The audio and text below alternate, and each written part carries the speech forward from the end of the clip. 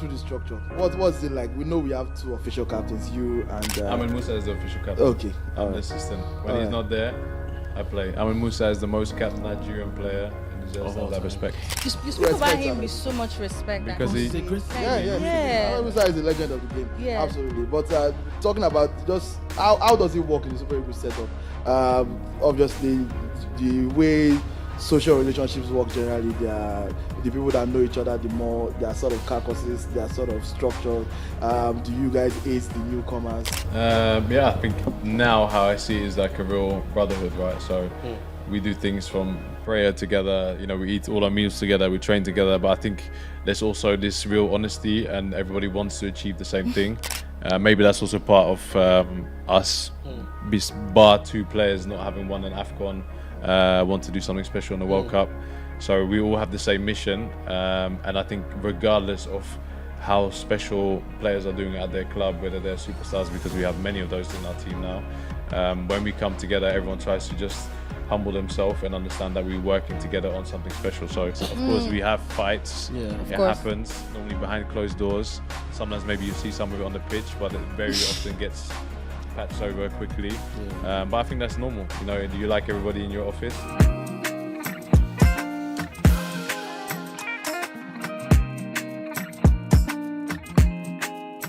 Welcome to another exciting edition of Zero's Condition Podcast. We are absolutely back. I think I keep saying that because sometimes I forget that we are back. And Tonani has to remind me, Melody, we are shooting today. I'm like, we are? But and then I have to give you 1 hour earlier so you don't come late. Then he lies about the time. Tonani, you lie effortlessly. Is he a talent? It's Yoruba man, bro. I think so, actually. And today on the podcast, tada! I don't think I need to introduce him. Like, he looks like he doesn't need to be introduced. But yes, we've got Ekong in the building. William. Okay. Oh yeah, please do the special. Tunde, do it. Okay. All right.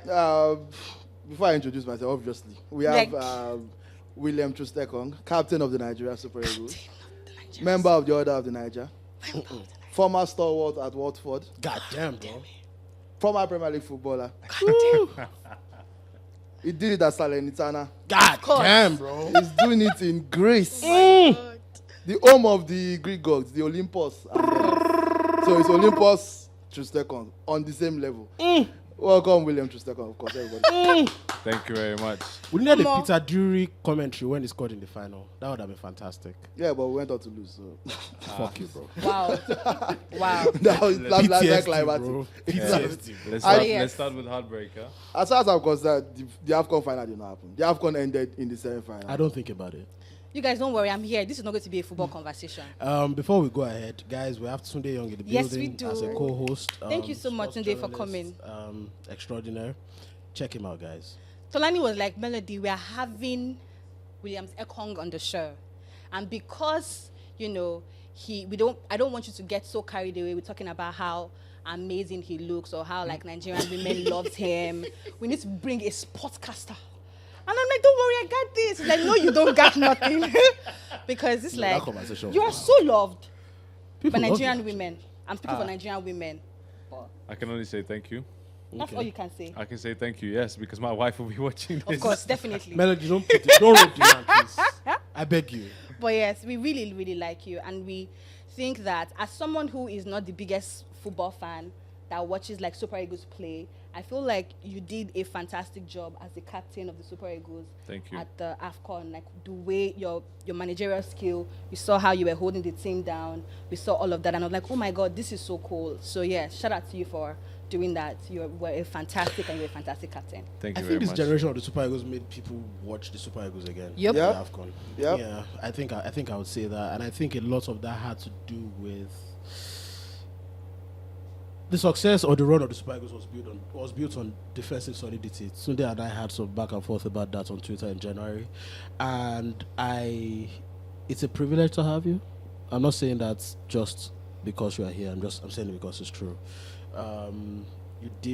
You were a titan at the tournament, and we are really proud of you and everything you have accomplished. Thank you very much for coming. Thank you. Yeah. Thank you. I think this is the perfect time to end the podcast. I don't know. Because it's like such a high note. Like everybody's talking about how fantastic I am. I can go home now. Okay, nice shoes. How about that? Thank you. Okay, you're welcome. So, when did you come into the country? When did you land? I came in only several hours ago, so it's been this morning, non-stop. We had a lot to do here in Lagos. The main focus was obviously Uyo this weekend, where I have a lot going on. So, we wanted to make the most of the day today. So, I'm here now. This was one of the important stops that I was not going to miss. And I think we have one or two things left, and then tomorrow all roads to Uyo. Okay, all roads lead to you. So what's the biggest thing that you're here for? Do you want to talk about it on the pod? The biggest thing, of course, the biggest thing I'm here for now, this trip, the mission was to launch the Troost Ekong Foundation. We're playing a charity game on Sunday, the 2nd of June. It's a non-profit organization we've just set up. It was kind of sped up by the AFCON, and all how I was received after was something I couldn't plan for. I found myself in a room with the president, Senate president, Governor of Akwa Ibom, and they kind of asked me, what is your wish? What do you want to do here? And they was talking about homecoming. I didn't want to do that. I said I didn't want to make it any more about myself, but I did want to use this opportunity to actually launch the foundation, because it was one of those things. It was like a legacy project I wanted to do all my life. And this seemed like the perfect time for it. So Sunday the 2nd of June it is. Yeah. Okay. The next thing I want to talk about is, did you think, how did your life change before AFCON and after AFCON? What are the biggest changes for you? Or what were the biggest changes for you? I think the MON title, I think that's... Really? Yeah, no, I mean, it's like, for me, my life hasn't changed so much. I think when I came back to Nigeria, of course, I was overwhelmed with the support, the love, but I don't think that was just for me. I think it was for all of the team. Yeah. Despite obviously not coming home with a trophy, which was, I think we were a little bit unsure how we would be received. But then when we did come home, and it started from the president at the villa to all the people I met then in various locations, they were very pleased with the effort we put in. So I think it's always a bit bittersweet, and we felt a type of way about it, because you would love to come home with a trophy. That's what we wanted to do. We wanted to be on the road from the stadium all the way to Abuja and then afterwards to Lagos and wherever we wanted to go with the people there. So we kind of felt like we didn't fulfill that mission. But another part that we did do, which was, I think, maybe to unite the spirit of Nigerian football, the fans. I think the country enjoyed the 6 weeks the tournament was on. And I think that also counts for something, right? Yep. Yes, it does. It does count for something. Let me piggyback off Tolani's previous question. Speaking about your life change pre and post AFCON, the general consensus, the general belief in sports media in Nigeria, and even generally among Nigerian football lovers, was that because you didn't play a lot in the qualifiers leading up to the AFCON, you didn't. At that time you had not, it didn't look like you were in the manager at the time's plan, so Pesero. Yep. And all of a sudden at the AFCON, you slotted in, became one of our most important players. Did you share, or did you see any of the narratives that said, oh, okay, Troost Ekong is done with Nigeria, the Oyibo wall is gone, Leon Balogun is almost retired, Troost Ekong too must be. Did you see any of that? And if you did see it, was that extra feel? I mean, I've always had critics throughout my time. It's something that I think spurs me on. I don't spend a lot of time on Twitter. You shouldn't. Not to disappoint anybody here. So You shouldn't actually. So even if you want to at me, feel free. I might not read it. So no, it's like that. So I was actually ready to think about retiring from international football, not because I think I was ready to, because I feel like I'm just in the prime of my career. But I didn't like the way how the coach handled the situation in the previous year. So I went from spice. Continue, please. From playing and being part of a team for maybe 8 years, 9 years, captaining when Ahmed Musa wasn't there, or when he wasn't playing, to all of a sudden being out, even though I was playing week in, week out in Greece. It's not a top 5 league, but we play in European football, performing well. So I think that merits somewhat recognition, or at least a conversation why I'm in or out. So that kind of went quiet. Nothing against the coach. He has to make his decision, whoever he thinks is best. And then I think, as a Nigerian man, you have your own pride, which sometimes can be, I don't know, you think about things differently. Thankfully, I have a very good group of people around me, from my management to my family to friends that have been with me throughout the journey. Yeah. And they said, no, you have to wait it out. And then late in December, my phone rang, FaceTime, and it was our coach and asked if I could be there on the 3rd of January for the camp. I said yes, of course. And then, that was like my moment to say, okay, I'm going to show everyone what I've got. Speaking of that Nigerian ego thing, did you know it like growing up as a guy? Did you feel difference in that Nigerian personality as a person? In the sense of being a player, or No, in the sense of being a person. I mean, I grew up in Netherlands. My mum's Dutch, my dad's Nigerian, lives here in Lagos. But my upbringing was in the Netherlands after in UK. So I think I spent most of my younger days and also my early teens kind of searching for my identity, because in Holland I didn't fit in completely, because I was obviously didn't look the same, and there I was seen as a foreigner whenever I came to Nigeria, which was every holiday, so I can't even count how many times I was here. I was also Oyinbo Pepe. Oyinbo Pepe. So That's the test. That's actually what they would have said. I love it. Yeah. So whenever we used to go to our local market, that was the kids will be singing that, so which is fine, and you embrace it. But it makes you just wonder. So I think they used to sing Oyinbo Pepe, Yes, Shuku Pepe. So me and my siblings have an older sister, younger brother. We would laugh at that, it was part of what it was, didn't see anything about it or didn't feel the type of way, but it just made you question about identity, where I came from. And I think as my teens went on, I represented Holland under 19, under 20.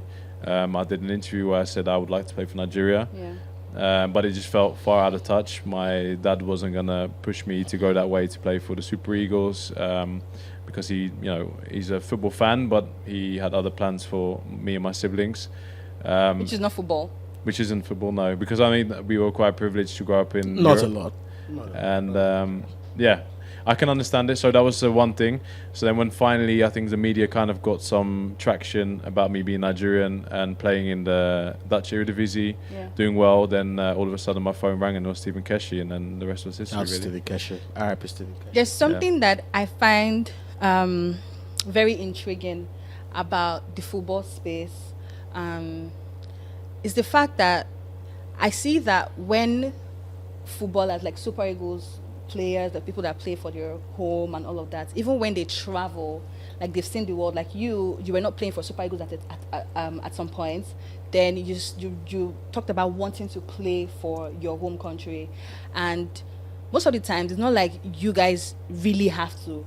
It's just from a place of love for your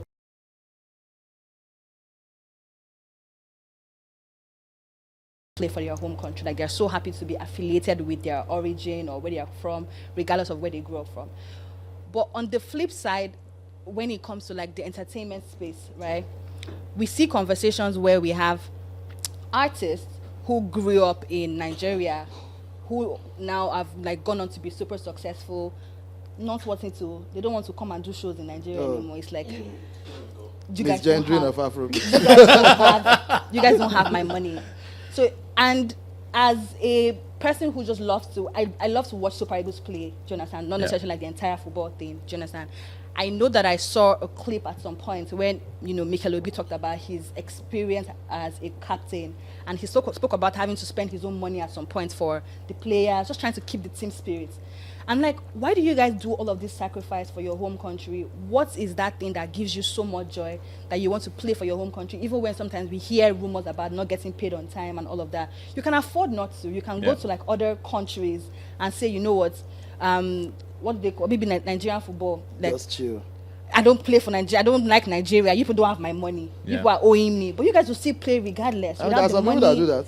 Without the, why do you guys do that? Like how does that, why? It's love.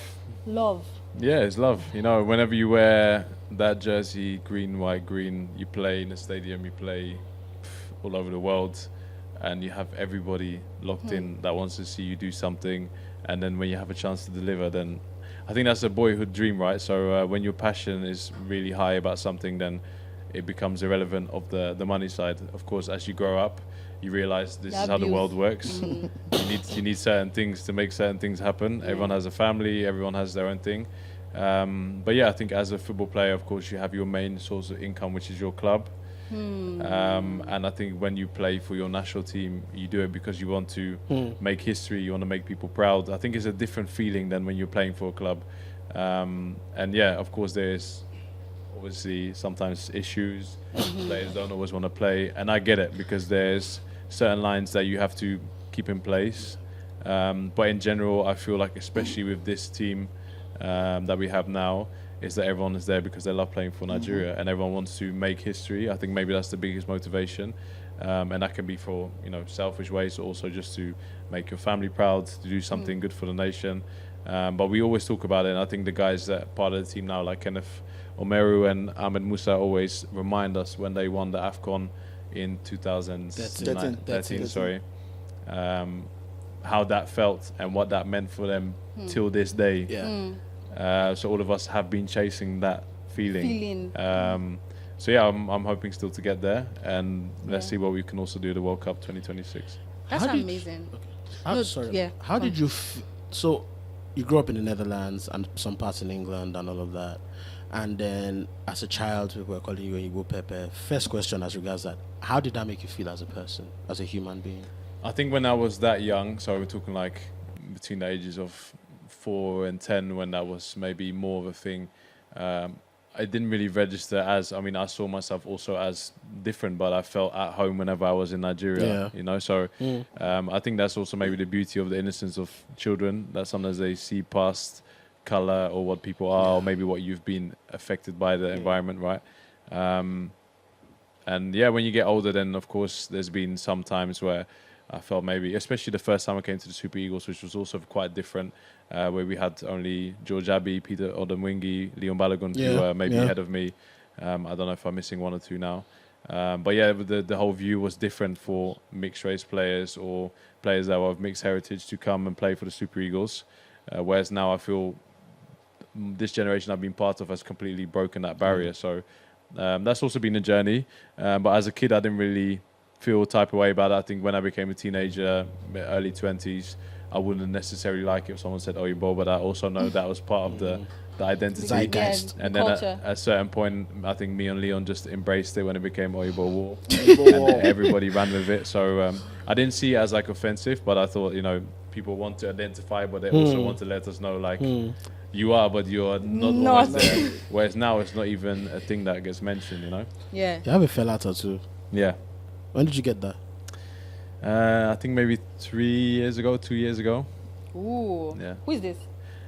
This is actually a Nigerian artist who painted it. So I saw this painting and I loved it, and then I got it tattooed. So What about that one? this is my wife, this is my son, this is my son and my daughter walking in the garden. Oh. So I've got some space still left to fill. But yeah, the kids, I need to wait for them to be a certain age because otherwise babies just look like babies, right? So I'm still going back to my question, but isn't this still painful? it is painful. But yeah, I love tattoos. I love art. I think it's a way for people to express themselves. It also kind of like documents your journey.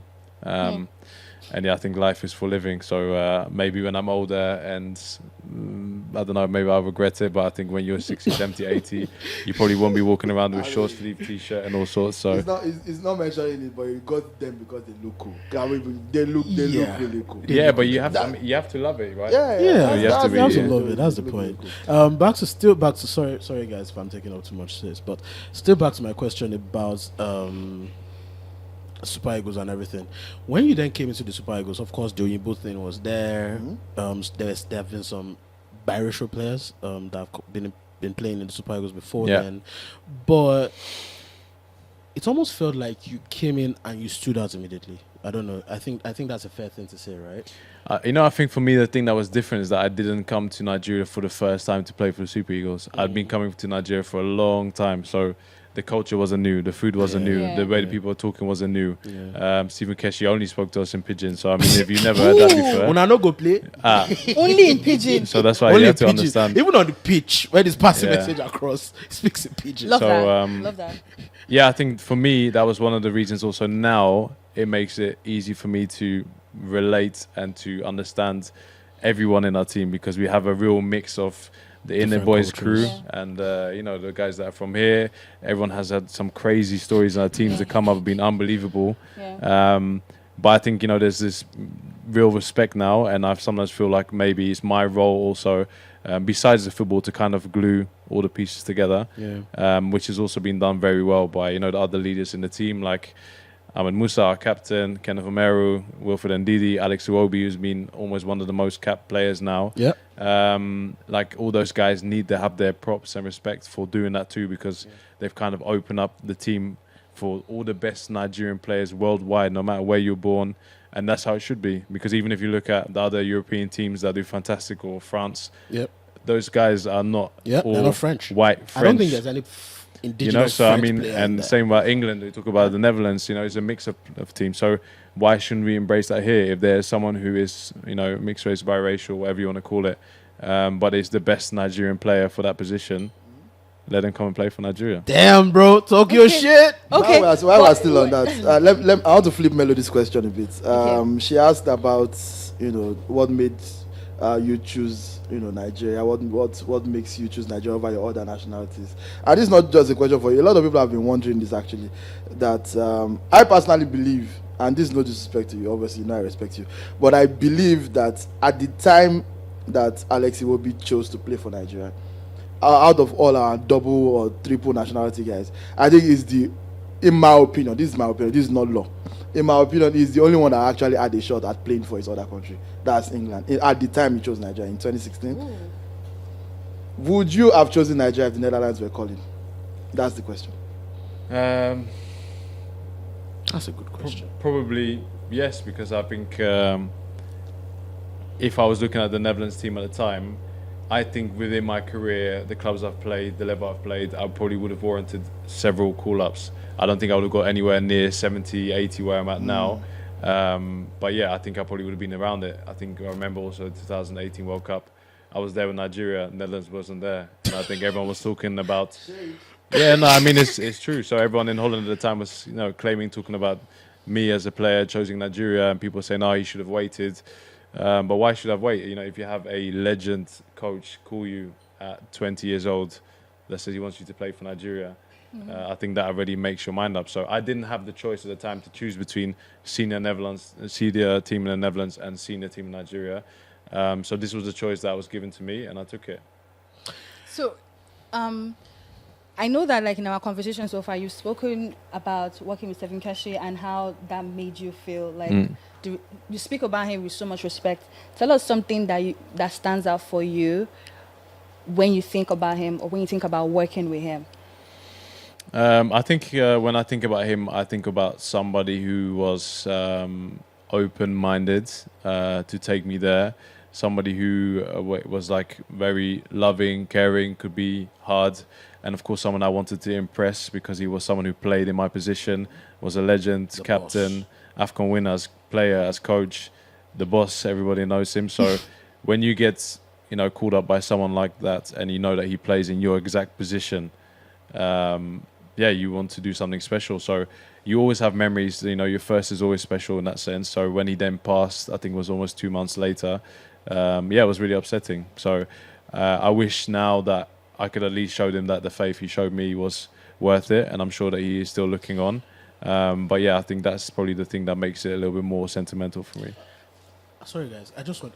How are players scouted? Like, how do they follow? Exactly. Yeah. Because I know there are dozens of players. I don't know how. How are they followed?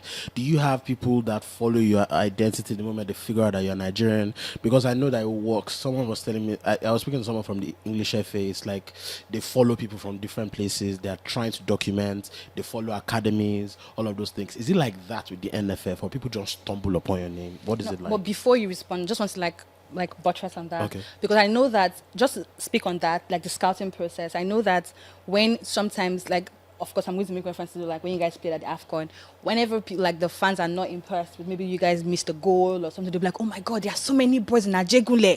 Why don't you go and pick that 17-year-old boy that is still hungry? These people are no longer They have hungry. money now. These people are rich. See at their Why place. did you? See Do you the girl they understand? carry shoulder. Why is this so proud? Why did you did not? I'm one of the people that get really mad when you guys don't score. So it's like people always have this opinion, like, why is it that they feel like there are people on the streets who could get scouted or could get into the Super Eagles, but they're not given that opportunity because of some, like, we live in Nigeria, they always feel like, oh, there's a process or there's a picking process that favors a certain type of people. There's some privilege attached to certain type of people. How is the scouting process? And is that true? Well, if there is, then I'm still yet to discover what the privilege is. I think now I think it's probably easier because everyone has social media, right? So if you are 16, 17-year-old, before you know this video circulating of one boy, even if you're playing in Europe, you have a Nigerian surname, people will be like, he's going to be the next this. I think if you take it back some years, it would have been harder for Nigerians born in Europe and also harder for maybe Nigerians here because there would have been less opportunities. And I think that's probably one of the reasons as well for me, the motivation for the foundation I'm doing now in Uyo, because like in Lagos, you have great academies. In Kano, in Jos, there's different ones that are renowned to produce players, right? So I think for me to do something like that in my state, that is the way of like creating opportunity. Because I always say, in Nigeria and in Africa in general, what stops us from competing really with those other world forces is opportunity. So it's also on us now who had the opportunity to create opportunity, and I think that's the key thing, really. Is Okocha your favorite player? I met him at the airport this morning, and he's coming to play on the 2nd of June. So I had to wear a shirt. That's going to be fire. Let's talk about this, your fella tattoo.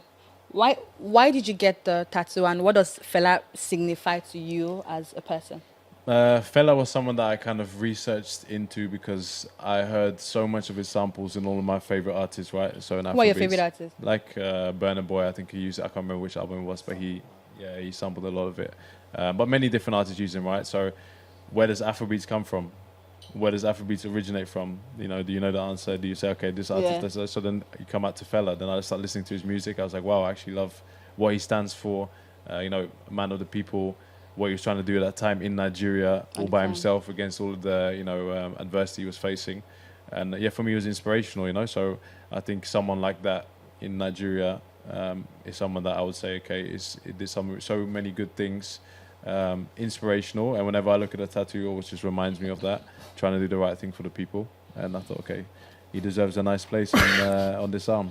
Is that what did you adopt a similar mentality in your later career after you became as far as started captaining the Super Eagles, for example, of carrying the people, making the people happy? I learned from greats. So Vincent Ayam was the first one. Jonathan Mikel, Ahmed Musa, all these guys. The one thing I learned from them is that they were always very selfless. And this is one thing that people sometimes misunderstand. They say, he carries shoulder like this, but they were all trying to do the right thing for the team, for the Nigerian football. Yeah. Sometimes that means you have to, have conversations that are frank with the NFF. You might have to have conversations with the media or with the fans, or you might be left out from playing. But I think if you want to take on that role, and we have several leaders in the team, as it just happens now, the coach said, okay, I'm captain for this or this or this. But there's many other players who can take on their own version of that role. You need to be selfless, because that's what a team needs, really, because otherwise, we've seen it before when we had teams of just individuals. We have the best player here, best player here, best player there. And I think now you see that cohesion. And I think the many captains that have done it before, Joseph Yobo, within my time that I can remember, there's many before that, that did that right. And I think once you can do that, then you can get a team to ginger and play together. It's something special. Have you always been a leader, though? I think I've always been vocal, part of my position. I have to organise a team. I've never been scared to say what I think to anybody. If something is right, I'll tell you. If it's wrong, I'll tell you. I've not been intimidated by hierarchy or anything like that. So sometimes that can backfire harshly. I've learned that as well. What does it mean to backfire, though? I think you have to choose your moments. So before, I could be very frank, maybe in the moments when it's not the right time. So then you lose the message because it's not the right timing. So that's the one thing I had to learn. Also, you have to address certain people in certain ways. And I'm not talking about if you're talking to a president or a governor, even within your team, some players, you can be as straight as it needs to be, and that will ginger them. Some players, you tell them and they'll think, this guy, try. Yeah, so it's like, depends. And I'm the same, I like when people are straight with me, because it makes me, if someone says, that was SHIT, I don't know if you can say that. You can call it bullshit. Fuck. Tolani. Yeah. So if it's like if someone tells me that in a game, it makes me switch on, makes me want to do more, like better. prove a point. And you can revert that to some players. Some players you can't. With some coaches you can be very, frank. Some coaches you can't. So I think that was like one of the learning process of leadership. But I think I always had that within me that I wanted to, do the right thing and push. And you realize when people start listening to your voice that you have to use it for something good. Now that I'm sort of on the topic of the inner workings of the Super Eagles structure. This is one of the reasons I loved your vlog. We will get to your vlog soon. But first of all, take us through the structure. What's it like? We know we have two official captains, you and... Ahmed Musa is the official captain. Okay. I'm the assistant. When he's not there, I play. Ahmed Musa is the most capped Nigerian player and deserves all that respect. You speak about him with so much respect. Because he's a great Ahmed Musa is a legend of the game. Yeah. Absolutely. But talking about just how does it work in the Super Eagles setup? Obviously, the way social relationships work generally, they are the people that know each other the more. They are sort of caucuses, they are sort of structured. Do you guys aid the newcomers? Do you, how does it work? Is the camaraderie? Yeah. The proof at the AFCON was that the camaraderie is very strong. It seems like you guys are very, very close knit. Yeah. A lot of our colleagues who were in the Ivory Coast during the AFCON gave reports about that as well. That even genuine friendship. At the hotel, there were always people together. Whether just hanging out or working on stuff. But generally, what does a typical Super Eagles camp look like? I think now how I see it is like a real brotherhood, right? So we do things from prayer together. We eat all our meals together. We train together. But I think there's also this real honesty, and everybody wants to achieve the same thing. Maybe that's also part of us, bar two players not having won an AFCON, want to do something special in the World Cup. So we all have the same mission. And I think regardless of how special players are doing at their club, whether they're superstars, because we have many of those in our team now, when we come together, everyone tries to just humble themselves and understand that we're working together on something special. So I think that's something that is now ingrained. I don't think that's always been there. In my time at the start before, there was a lot more animosity amongst players. Of course, we have fights. Yeah, it happens, normally behind closed doors. Sometimes maybe you see some of it on the pitch, but it very often gets patched over quickly. Yeah. But I think that's normal. Do you like everybody in your office? Do you get No. everybody in your office? No, actually. That's part of the job. Not really though. I kind of like everybody in my office. Yeah. Tolani, which of the office? Is it the new office? But to be honest, is it the new office or is it the old office? Contractually obligated to understand? everybody. Because why you lying? I've been your friend for many years. I like In the new office, okay, we hear you. So are you saying I work in a toxic place? I don't know for you. Because I need to ask you this. I need to ask you a personal question. Ask me. Why didn't you guys win? If I knew the answer, we tried. Sometimes I say this. Funny enough, I was speaking to someone else. Football. Sometimes I think from the fan perspective is like, if you want something to happen, it will happen. I feel like when people entered at the beginning, that first half, I feel like you people were. I feel like you people were very. It did from the outside looking. The first half felt like. It looked like a lot of you guys were tired. Yeah, it felt like you guys were tired. It felt like you guys were not even that. There was a way you guys played. I felt like you thought you were going to win the first half. I was so angry. I was like, there's no energy. We were winning in the first half, right? Yeah, they did win. Yeah, I know, but you guys, no. You guys were moving like you thought you were going to win the entire Because we prepared to win that game. We gave out everything. It's the end of a tournament. It's not easy, some of the players were hurting. They were pushing themselves. There's many things that were going on. And sometimes you don't really see that back. You guys were hurt. Somebody broke injuries now. Oh, so wait, you guys were playing with injuries? I missed now 2 months. I had surgery after the AFCON. After So there's different players. I'm not saying that's the key thing, but there's many things that go on in that game. It's also some players the first time they're playing a big final, playing Abidjan, 80,000 people. I want Abidjan to win. Yep. Yes. They feel like they're unstoppable. They just came back from the dead twice.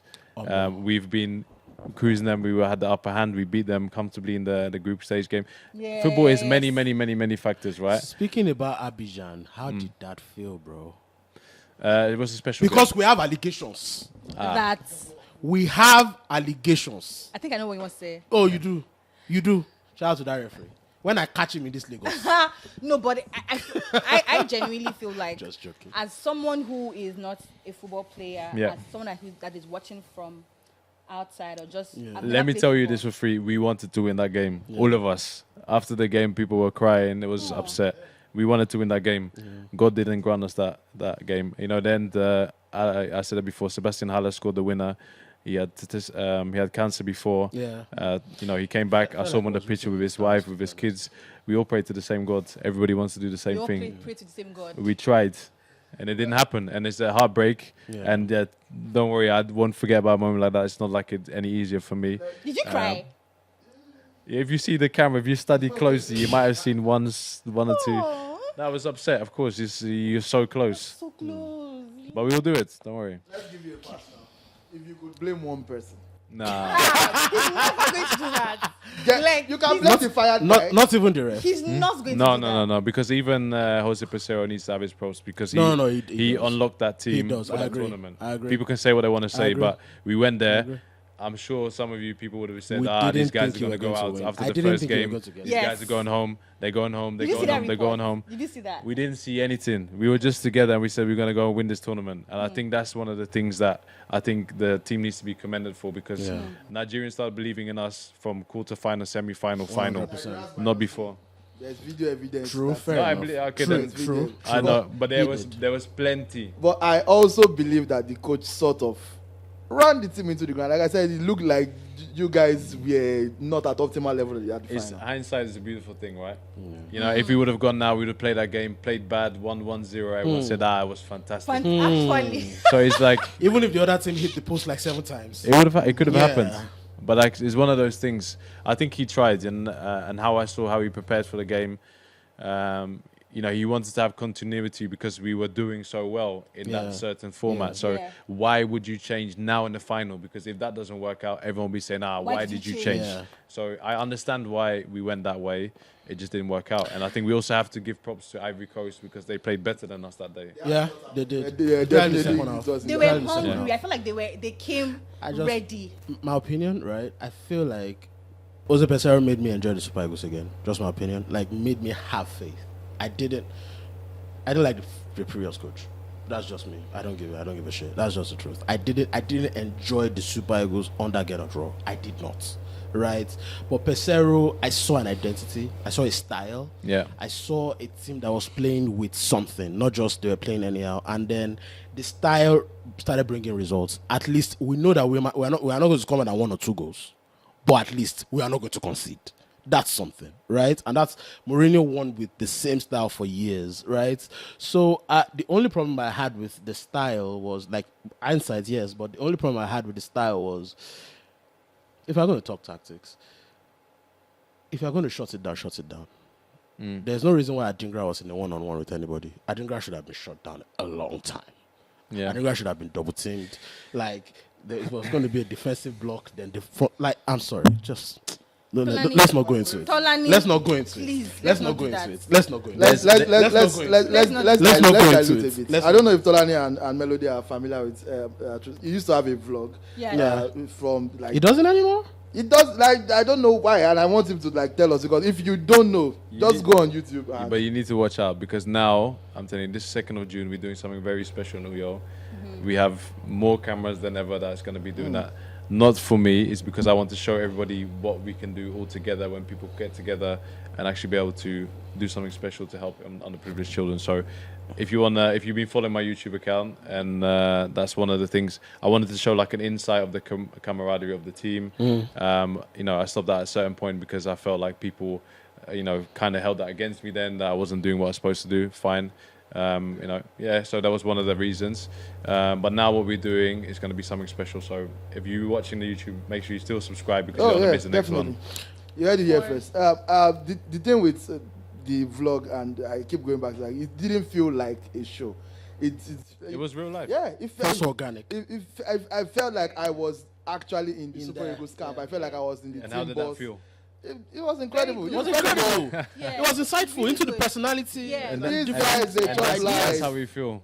Yeah. It's not just job life. We work hard. Yeah. But you have job life where you play, where you work But out if now. you see the way But Will it's a eats, human if you see the angle. way Yeah. he eats, Yeah, different it combination. humanizes a lot of people. I think it's a good thing to do Yeah. because it brings a human angle. It makes people feel like they know you. They're more than part they of think it. That they know you. Do you It's understand? true, It but brings- then at a certain point, people can then also use that Misconstrue against it. you. Yeah. So there's a balance in that, right? Oh, is he not the one that I saw doing it? Why is he now injured? If he wasn't holding a GoPro, he would have made that tackle better. Exactly. Yeah. Speaking of the GoPro, has that been retired? I know you started. Did you start with Ben Foster's? Yeah, he was my GoPro? teammate at the time. So it was Yeah. like COVID time. There was no fans. He was onto something special there in England, but also he was in a different headspace. He was 37, 38. Yeah. He was going to retire, and he was basically saying, F to everybody. I'm going to do what I want to do now. And I was at the time 27, 28, and I still like to think I have the best start of my career ahead of me, you know? Where's the best country you've ever played in outside of the Netherlands? Football, Premier League, Syria. No, the best one that you played in. If I had to choose, I had a better time in Syria because in the Premier League, Salernitana. I played. No, in Udinese. And Okay. then my first half of the season, we did well. I went to AFCON. My club didn't like it. I didn't play again. Then we got relegated. So that was not the nicest season for Fair me. enough. But in the Syria, I really enjoyed it. We played at Udinese. I think I really learned my craft. Was after the World Cup. I was 24. And I think it made me the player that I am today. Let's go back. You glossed over that real quick, but I think that there's some tea there. How does that conversation go? Do you go to the club and say, "Oh, I've been called up for the AFCON. I want to go," and they straight up say, "Do not go and represent your country," because that sounds crazy to me. Well, looking at this perspective, right? So I went to the AFCON now, and the worst possible situation for my club happened. So I was playing great. I was in form. Now we are playing for the championship, and I get injured during the tournament, and then I have to have surgery, and I missed. So my last game for my club was on the 2nd of January. Then I go on pre-camp. Then I go to the tournament. Then I have my injury, I have my surgery, I come back. I'm back for the last game of the season, 2 games of the season. So you have to understand the club's perspective. You know, Yeah. you want your best player to represent or the best players to represent their countries. Yeah. But yeah, for them it's also business. So I understand clubs. Yeah. But then as a player, when you get called up to represent Nigeria, Are you still injured right now? no, I'm fit. All right. Sorry, please, okay. Ekong, I need you to finish that sentence. William. Yes, William. I keep calling him Ekong. That's what we call him, but yeah. William Ekong. Yeah. But yes, I'm gonna call him Ekong because that's like his Nigerian name. Call me what you want, it's fine. Ekong, please. Sorry, I'm not going to put William. How you doing, Ekong, but Agidi? it's fine, cool. I need you to finish that sentence that you were saying. Like when you get called up by Nigeria, I need like people to hear. So when your country calls you, what should you do? This is not for footballers. This is for people that will not come to Nigeria again. To come and do Afrobeat show. So when you get called by your country, should you come? Of course not. Say, of course now. Well, music does not have a national team now. Hello, please. Hello. Be careful. Be very careful. The subject of patriotism. Have you learned the new old national anthem? What do you think about that? Listen, when it comes to that moment, I think you won't see me singing just yet. I need some more time to rehearse. Oh, you know you don't. You have multiple passports. You don't have to learn it. It's for us that have one passport. Let me tell you something. Even some people that have, I see some English boys when they are playing their national anthem, they are just mute. You don't have to learn it. To be honest, if I was you, I would no, learn. this other one, I like that last one. Exactly, me You too. prefer the last one, right? Me too. I don't prefer because I don't know the new one Yeah. like that, but that. I enjoyed singing Singing the the last last The one. last one. It gave me that Ginger. The Yes, ginger. Vim. What do you think about Nigeria, generally? I love it. Of course. Of course. Of course. But seriously speaking, I know you love it. We all love Nigeria. So what do you want me to say? No, I don't want you to say anything. It's fine. But it's Okay, fine. so let's not say anything. Oh then. yes, let's not say anything. I I'm going to ask talk to us about how injuries work, because most people that watch football, they just assume, oh, a player is injured, is out for 9 months. That's chilling period.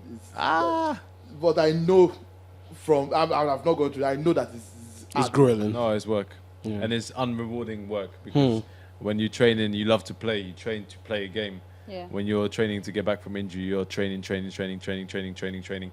get back to hopefully play again anytime soon. So it's a different mindset. So there's no guarantee that you will ever. No, there is guarantee if you do the right things. Of course, everybody is different. Every injury is different.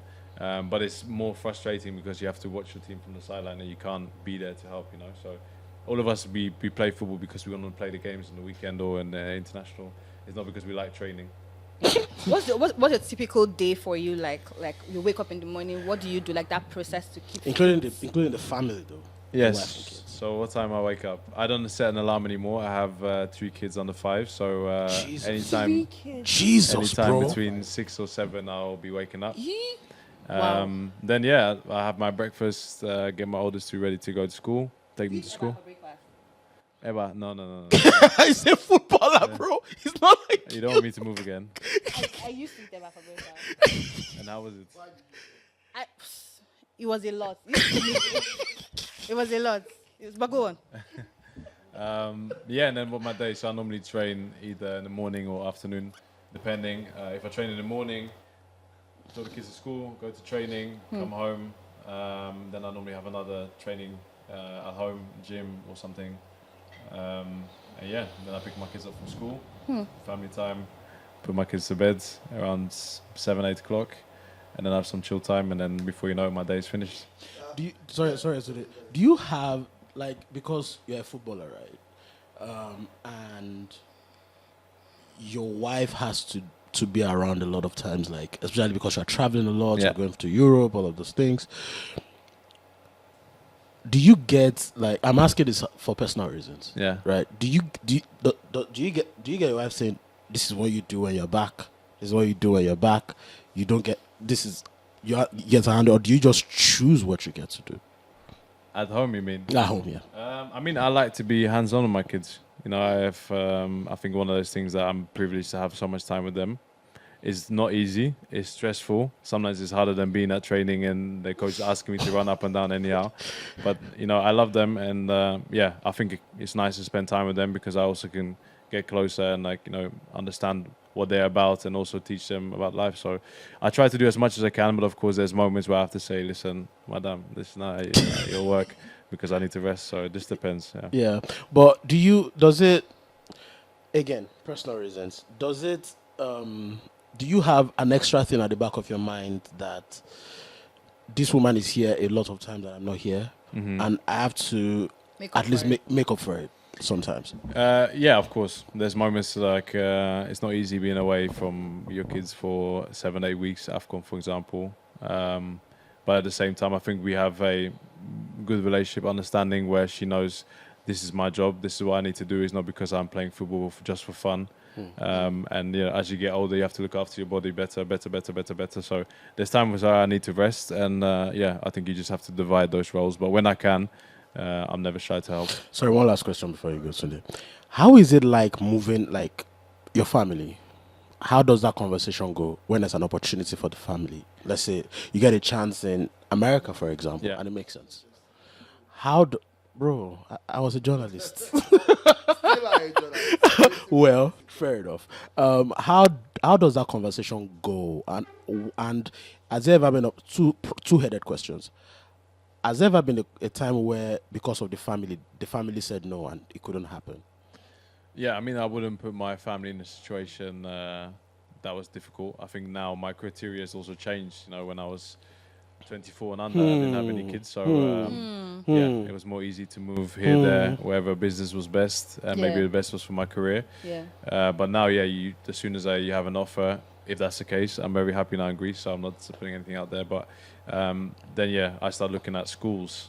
I start looking at what's the traveling going to look like, how much time I'm going to have to be traveling away if you have away games. What's the family, you know, the living conditions like for young children. So these are things you have to think about. But I mean, at the end of the day, it's also a short career. And you have to think about how can I provide best for my family. God willing, you live many more years after 35. So, yeah, there's also an understanding. And, you know, worst case, there'll be a case where, you know, I might be playing and living here and family will be somewhere else. And you have to manage.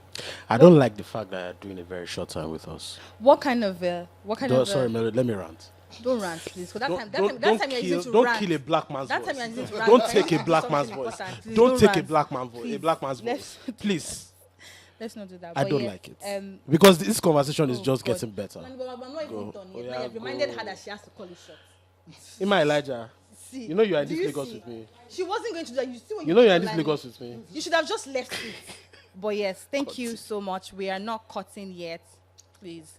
But yeah, speaking about music, speaking about Fela, speaking about who is your favorite Afrobeat artist or favorite Nigerian artist right now? And what's your if you're training? I know that sometimes footballers use music to train. What song would be caught on your playlist any day, anytime when you're training? Since you don't use Eba to get up. So no, it depends. I listen to my music on the way to training, even just my everyday life. You know, it's I like listening to Afrobeats. It always makes me feel good. Afrobeats. Sorry, you wouldn't understand. Don't worry. My brother, continue. Okay. Well, you're gonna have to explain this to me after. I will, my brother. Just continue, Jerry. Okay, so yeah, I mean, I lost my train of thought. Sorry, so sorry. So what do I listen to? I listen to Odomoro Black. I listen to Poppy. Melody, can you hear that? You get me? Dagaram. He didn't say dagger. The person I'm talking to they know themselves. Continue. So, but there's some other very good upcoming artists like Mins, for example. Oh. Everybody listens to. Yeah, there's a lot going on now. So I try to keep my ear to the ground, see what's new. Of course, you have all the the Burna Boys, Davido, Wizkid, everyone that's been there and needs to have their props. And then I mix it with a little bit of American music. Ghana. What else do I listen to? I listen to some Dutch rap. I listen to UK rap. Dave, Tion Wayne, Stormzy, Central C. So I try listening to a little bit of everything because I think that's part of my personality and who I am. Are you a Stabby boy?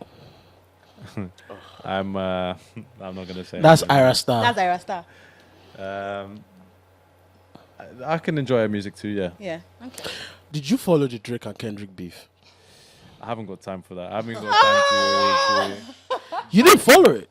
I didn't follow because Are I you said a I don't spend time on Twitter like that. So. But you're a rap head. No. Are you a rap head? I like listening to music. Their problem is their problem. Okay. I like that actually. Okay. Tunde, I think you wanted to ask. Yeah, I saved my own last question. I'm asking this for the viewing center people. Viewing center. Jesus Christ. Dispel or confirm this. Do professional footballers actually get paid weekly? This is William Troost Ekong. Played in the Premier League, played in Serie A, plays in Greece at the moment. So whatever he says now, I don't want to hear anything after this. Whatever if he says they get paid annually, we'll take it as law. Do footballers get paid weekly like everybody in Nigeria believes? Lie. They don't. No, they calculate. Depends. Some countries they calculate weekly, but you won't be. From what I know, I can only speak from my own experience. You won't see anything that's dropping every week now. Wow. So it's not like you're getting monthly. Pakam every week. So not to pocket watch. So when do you get paid? But it's not weekly. It's not about the money. It's because I love the game. Oh my God. William. Ekong. Call him Ekong. That's where His name is William. Don't be saying, just say Ekong. Okay, call him Troost then. Since you want to be aggressive. Call him Ekong. William, right? What's your name aside from Ekong? Akpan. What? Akman. I'm the firstborn now. You pronounce it with two very different No, pronounce ways. it. No, what I'm saying is not what you're saying. Wait, what's the pronunciation? Akpan. I said, no. The first one. Akpan. Oh, Is that it? Okay. Yes, Akpan. it's Akwa Ibom now. It's not Akpan. No, it's Akpan. Okay. Akman. Sorry, I know this because I said in Akwa Ibom. It's not because Ooh. They want us to go so bad. But you're not going to let me. I'm not going to cut the show. No. Because guess what? You can't come in here and tell me to stop.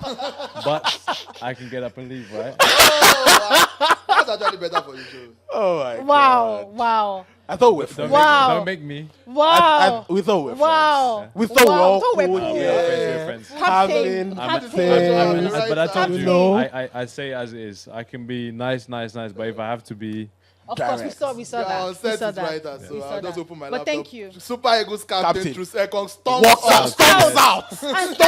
And does not respect the motherland. I'll have a picture of you looking very angry. And Super Eagles captain takes the way of Afrobeat artists. Thank you so much for coming. okay, I can see where this Afrobeats came from. Exactly. Passive aggression, bro. And it's okay, a regular aggression too. Yeah, but thank you so much. It was so nice having this conversation with you. Yes. I think that for someone like me who is like not a big football fan, like I just Yes, watch it. You I just criticize us, I understand. when you guys are actually, When that's we the miss a truth. goal, But I think that you listen. guys made us super proud at the Thank you. AFCON. I think it was so good to see. And I also want to say something about Ahmed Musa. Mm-hmm. I think that he has done like a good job with being like the captain of the Super He's done Eagles. more than a good job, yeah. Yes, and it's actually very beautiful to see how, I think I learned a lot from seeing how the captains of Super Eagles talk passionately about supporting like the team, regardless of whatever it is they're dealing with NFF. And I know that you mentioned something earlier where you said that sometimes you need to have those stern conversations with NFF. What is that like? Have you ever had to go meet them and be like, no, you have to do right by my people? You have. I feel like this is the last question Yes, headline. it is. It is. What's it been like? Yeah, I mean, we're honest with each other. I think the NFF have done a great job now. I think they've supported the team. The new sports minister who's come in now has been very good as well. He supported the team. I think, when we have that support from government, from sponsors around NFF, which is needed, not just for only the Super Eagles, you see the results. I think the proof has been in the pudding. So, Shout out that's to the an sport English saying. minister. That's his fault. Thank you, ladies and gentlemen. Thank you, Thank you, William, ladies for and pulling up. gentlemen. Really appreciate this. Ekong. Very sad that we wouldn't get the full 2 hours, but we're We'll going to take take it. what we But we have. did It's been a lot We of good stretched things. it to We had over 1 hour. fun. Ima is mad behind the camera. but It's not we up to don't 1 really hour. Wow. care. It's not to 1 hour. They stopped recording already 15 minutes ago. Oh, they didn't stop recording. Thank you for coming. Guys, we're about to go on a break. Don't worry, the show still continues. Conversations continue. Whatever you miss on the show, you are going to get on Monday on all streaming platforms and wherever you get your podcast. And this show was brought to you by the very amiable partner of ours called Shivers Regal. Thank you very much and buy a bottle of XV. See you soon.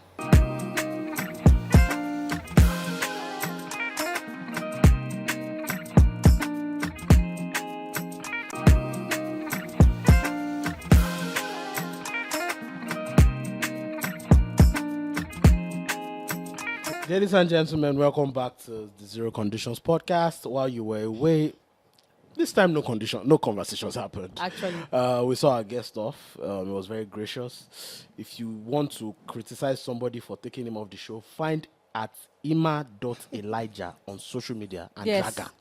Like she literally. Former senior reporter of news at Pulse. Yes. Find her on LinkedIn and use it to find her on social media. Exactly. Drag her. She made him leave on time. Yep. But yeah, that was a good I'm conversation. casting him. She didn't, but that's my agenda. That was a very good conversation. I thoroughly enjoyed it. As Aw. someone who is not like a music person, I was so upset. Like, why do we have to end this right now? Tunde, yeah. how did you feel about it? All right. He's very well media trained. Yeah. I tried to lead him. Yeah, you needed him. I tried to lead him astray. Well, he didn't bite. Shout out to him. He didn't bite. So Ima was mentioning something about the fact it's not media training, that's who he is. You know, some people, they are not, it's not, for some people it's not media training, it's just who they are. Right. Because they just know how to be graceful about everything. But what do you mean by leading him astray, though? So it's not about leading astray. He said that to be more dramatic. What he Yeah. meant, he asked him some hard-hitting questions, and he didn't buy. Does that make sense? He doused the tension with all of those questions that he asked. Like Questions the that he NFF asked. questions and all of The that. NFF question. The first question. What was the first question that he asked that was hard-hitting? Asked quite a number of questions. Yeah, but I get what you're the trying to wage say. question. Yeah, Didn't yeah. buy. There was another question where he didn't buy either. I'm sorry, I'm just asking because I'm not like a sport person. So the wage question was not an honest question. I don't know. Just generally in life, people don't like to talk about how much. Yeah, and This They is don't the like to first talk time about I'm money. hearing that they don't pay them weekly. they don't pay them weekly. But lots of people seem to believe that footballers get paid. So here's how the money for footballers work. Tonali has never played football in his life, but let's hear him. Bro, I know things. Right? This is what I know. Yeah. In England, for example, where the money for footballers, like you are getting taxed. I think the tax is about 48% or about 50%. I don't know. I'm not confirmed that yet. There is a way that footballers move that doesn't allow them to, because how are you paying 48% of your earnings? That makes no fucking sense, right? So what I know that reportedly, allegedly, that happens is before a player signs to go to certain countries, you register an image rights company. right? The image rights company doesn't pay as much taxes as that. So the image rights company becomes the administrator of your earnings. So the image rights company also doesn't pay up to 48% of the wages, of the taxes. So what happens is, I think it's about 30 something still. That's still high, quite high, but it's not 48%. So what happens is, the image rights company, when you pay money to the image rights company, the image rights company pays the player. So I believe the money comes. It depends on the system in terms of what I've gathered. I think some people get paid monthly. I think some people get paid quarterly, but I think the most times that some people get paid is like biannually, which is like every half of the year people get paid. So that's what I know about it. So who started this conversation about footballers getting paid weekly? Because they calculate their wages per week. It's a lot of money. You when you say £100,000 per week. No, guys, sorry. So who calculates it weekly? Is it the fans? Me? No. That's how the wages are calculated in terms of by the earnings generally. by media generally. First, then the fans. Yeah. Spread it. Oh, so they calculate their money weekly, then pay them like at over a period of time. Yeah. It's not like they're getting paid weekly. Yeah. Oh. And some people, that's not just the money they're making. No. Some people, they make like bonuses, appearance bonuses, goals bonuses, assist bonuses. Just performance-related. Performance-related bonuses, basically. Huh. It's blood money. So do they make more money than Afrobeat artists? By far. Adebayo disagrees. We've had this conversation on Twitter before. Adebayo disagrees. He says the gap is not as big as we think when you factor touring and other ways. Let's break this down. Let's break this down. For all intents and purposes, the highest selling Nigerian artist is Burna Boy. Mm-hmm. Is that fact or we're assuming? That's a fact. How do we know? Because what's are the revenue streams of a typical artist? Touring? No. Let's even start from the direct streams. And direct royalties, which is like, and then you're talking about publishing royalties, right? You're talking additional royalties, touring, which is performance related. You're talking about image rights, which is commercials. Touring, direct revenue. Let's say over the past year, who has been the artist with the most monthly music listeners for the longest amount of time? Probably be Rema, right? So let's say Rema has had more streaming royalties than Burna Boy, strictly off the fact of he's had a bigger song, one that is quite monstrous, that became a top 5 song on the Billboard Hot 100. That is no mean feat. That also became a massive song across the world. Calm down. So let's say, yeah. And I also hit 1 billion streams on Spotify. Yeah, of course you're going to say that. Shout out to your employers. Then that's number one. Let's say that's Rema, but not quite far off is someone like Burna Boy, because in last year he's released an album. He's done the song for Black Panther. He's done some really impressive numbers. That's number one. So publishing royalties is Burna Boy. Some ad everywhere in the world you are saying Burna Boy, Miss Burna Boy's music. It's ridiculous. Some music everywhere. Some album. Even on the Black Panther album, I think it was the only one of the member of the big three that had a song on the Black Panther album. So I would say publishing is probably still Burna Boy. Touring, absolutely Burna Boy. Because one, he's the only one that's doing arena shows everywhere. Arena shows I think he's even doing stadium shows now, not even just arena shows.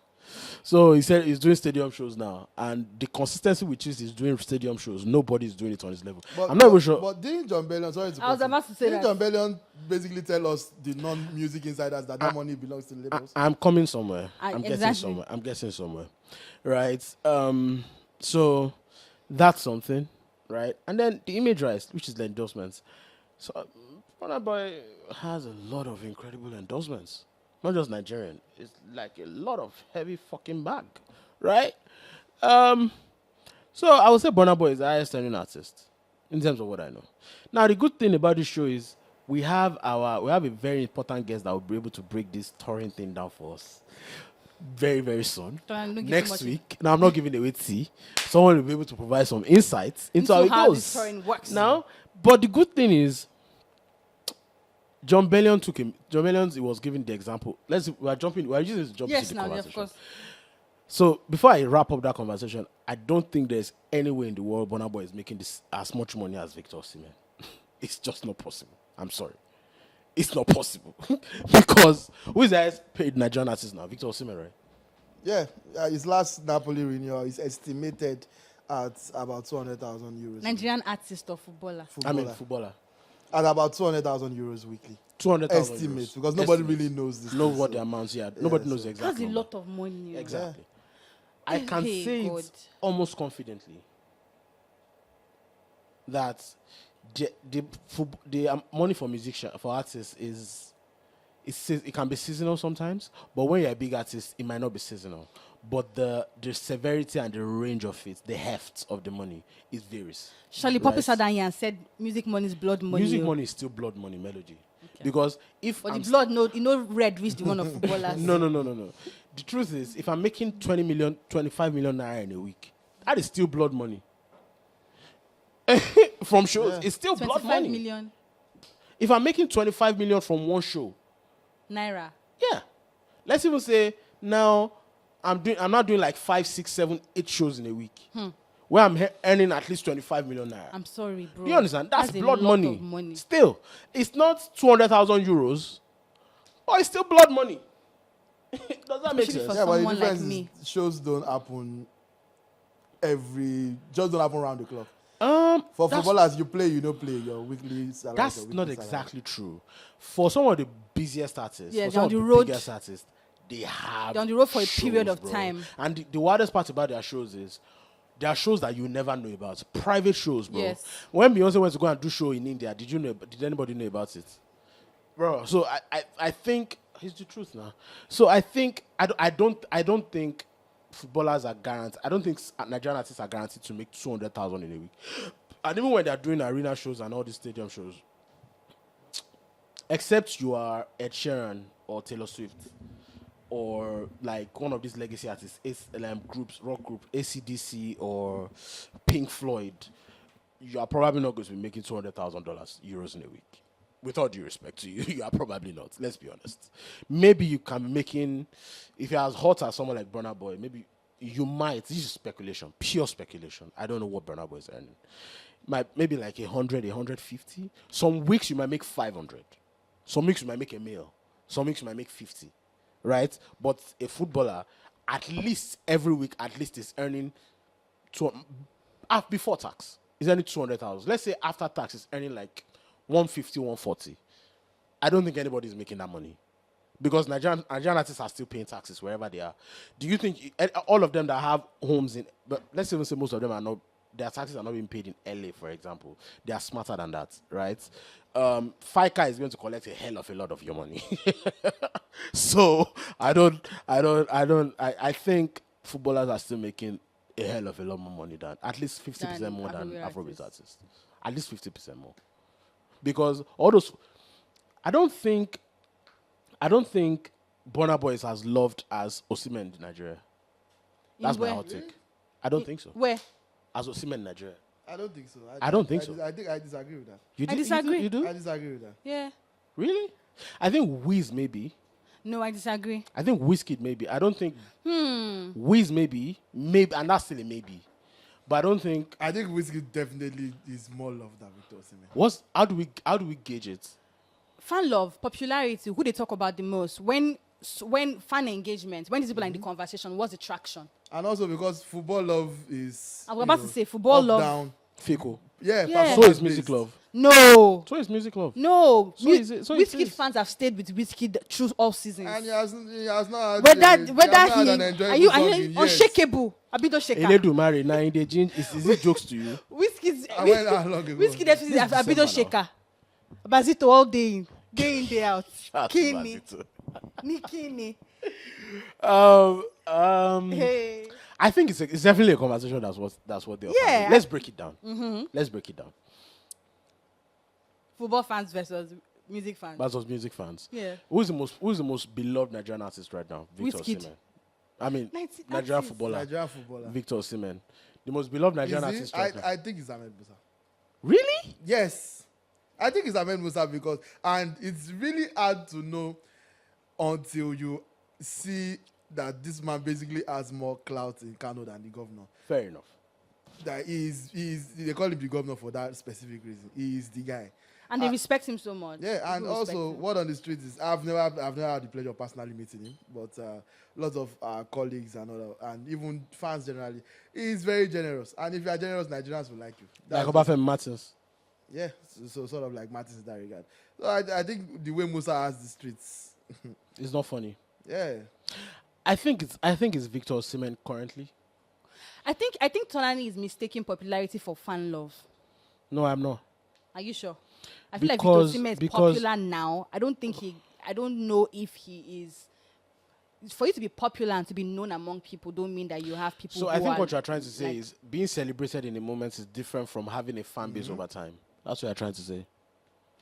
Well, on that side, I'm also trying to say that because somebody is regularly talked about, don't mean For example, that. just because Ashake was a bigger artist in 2022 doesn't make him a bigger artist than Wizkid in totality. That's what I mean by I popular. think Like that's because what I'm of trying you are to in the say. conversation. Ashake was in the conversation and he held the year down. Yeah. Don't mean that he has He's a fan bigger love artist than or he has Wizkid. people that are dedicated to him That's a on good the point. level of Wizkid. That's a so good you're point. just popular. Don't mean you have dedicated fan base that That's a will good come point. out. That's And a good even point. from a footballer's perspective, you kind of have to surpass football, and I don't think a lot of our current crop have done that to become like truly loved, to become like a national icon. It has to be beyond football. People that don't watch football have to know. I don't think that many people that don't care about football know who Victor Victor Osimhen is. Osimhen is- and also Tonani, I like to say something. I But I feel think like a lot more people care about football than music. Tonani, wait before we even get there, before we get to I that think point. so. Sorry, still on Victor Osimhen and like Active participants, wait now, Tonani. not just passive fans. Tonani, wait. Before we get to football and music, on that Victor Osimhen conversation, I feel like even in the sports space in Nigeria,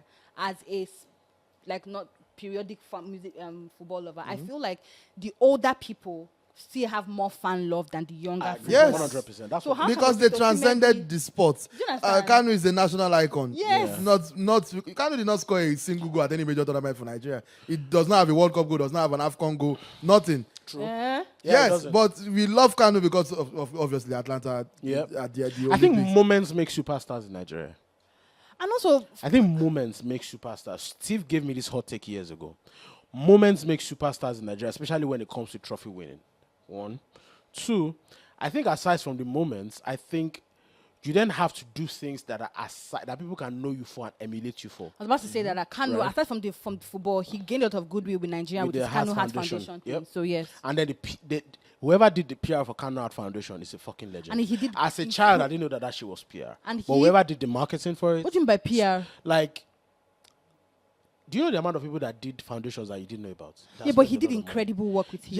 Yeah, other I'm not people saying he also did. did Other people did incredible incredible work. Just he made more noise about He made his more own. noise. Like there was more because or he had was more, Kano, or he had more people because on he was it. Kano, right?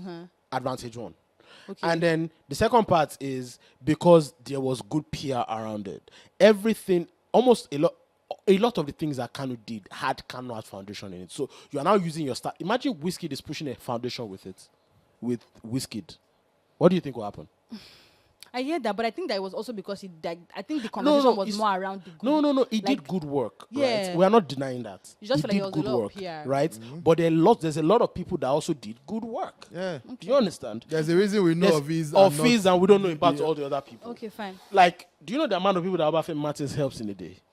But that's helping people, giving people money, or giving people money, helping them pay school fees and all of that is not the same as having a course that you are Melody, not. it's helping people.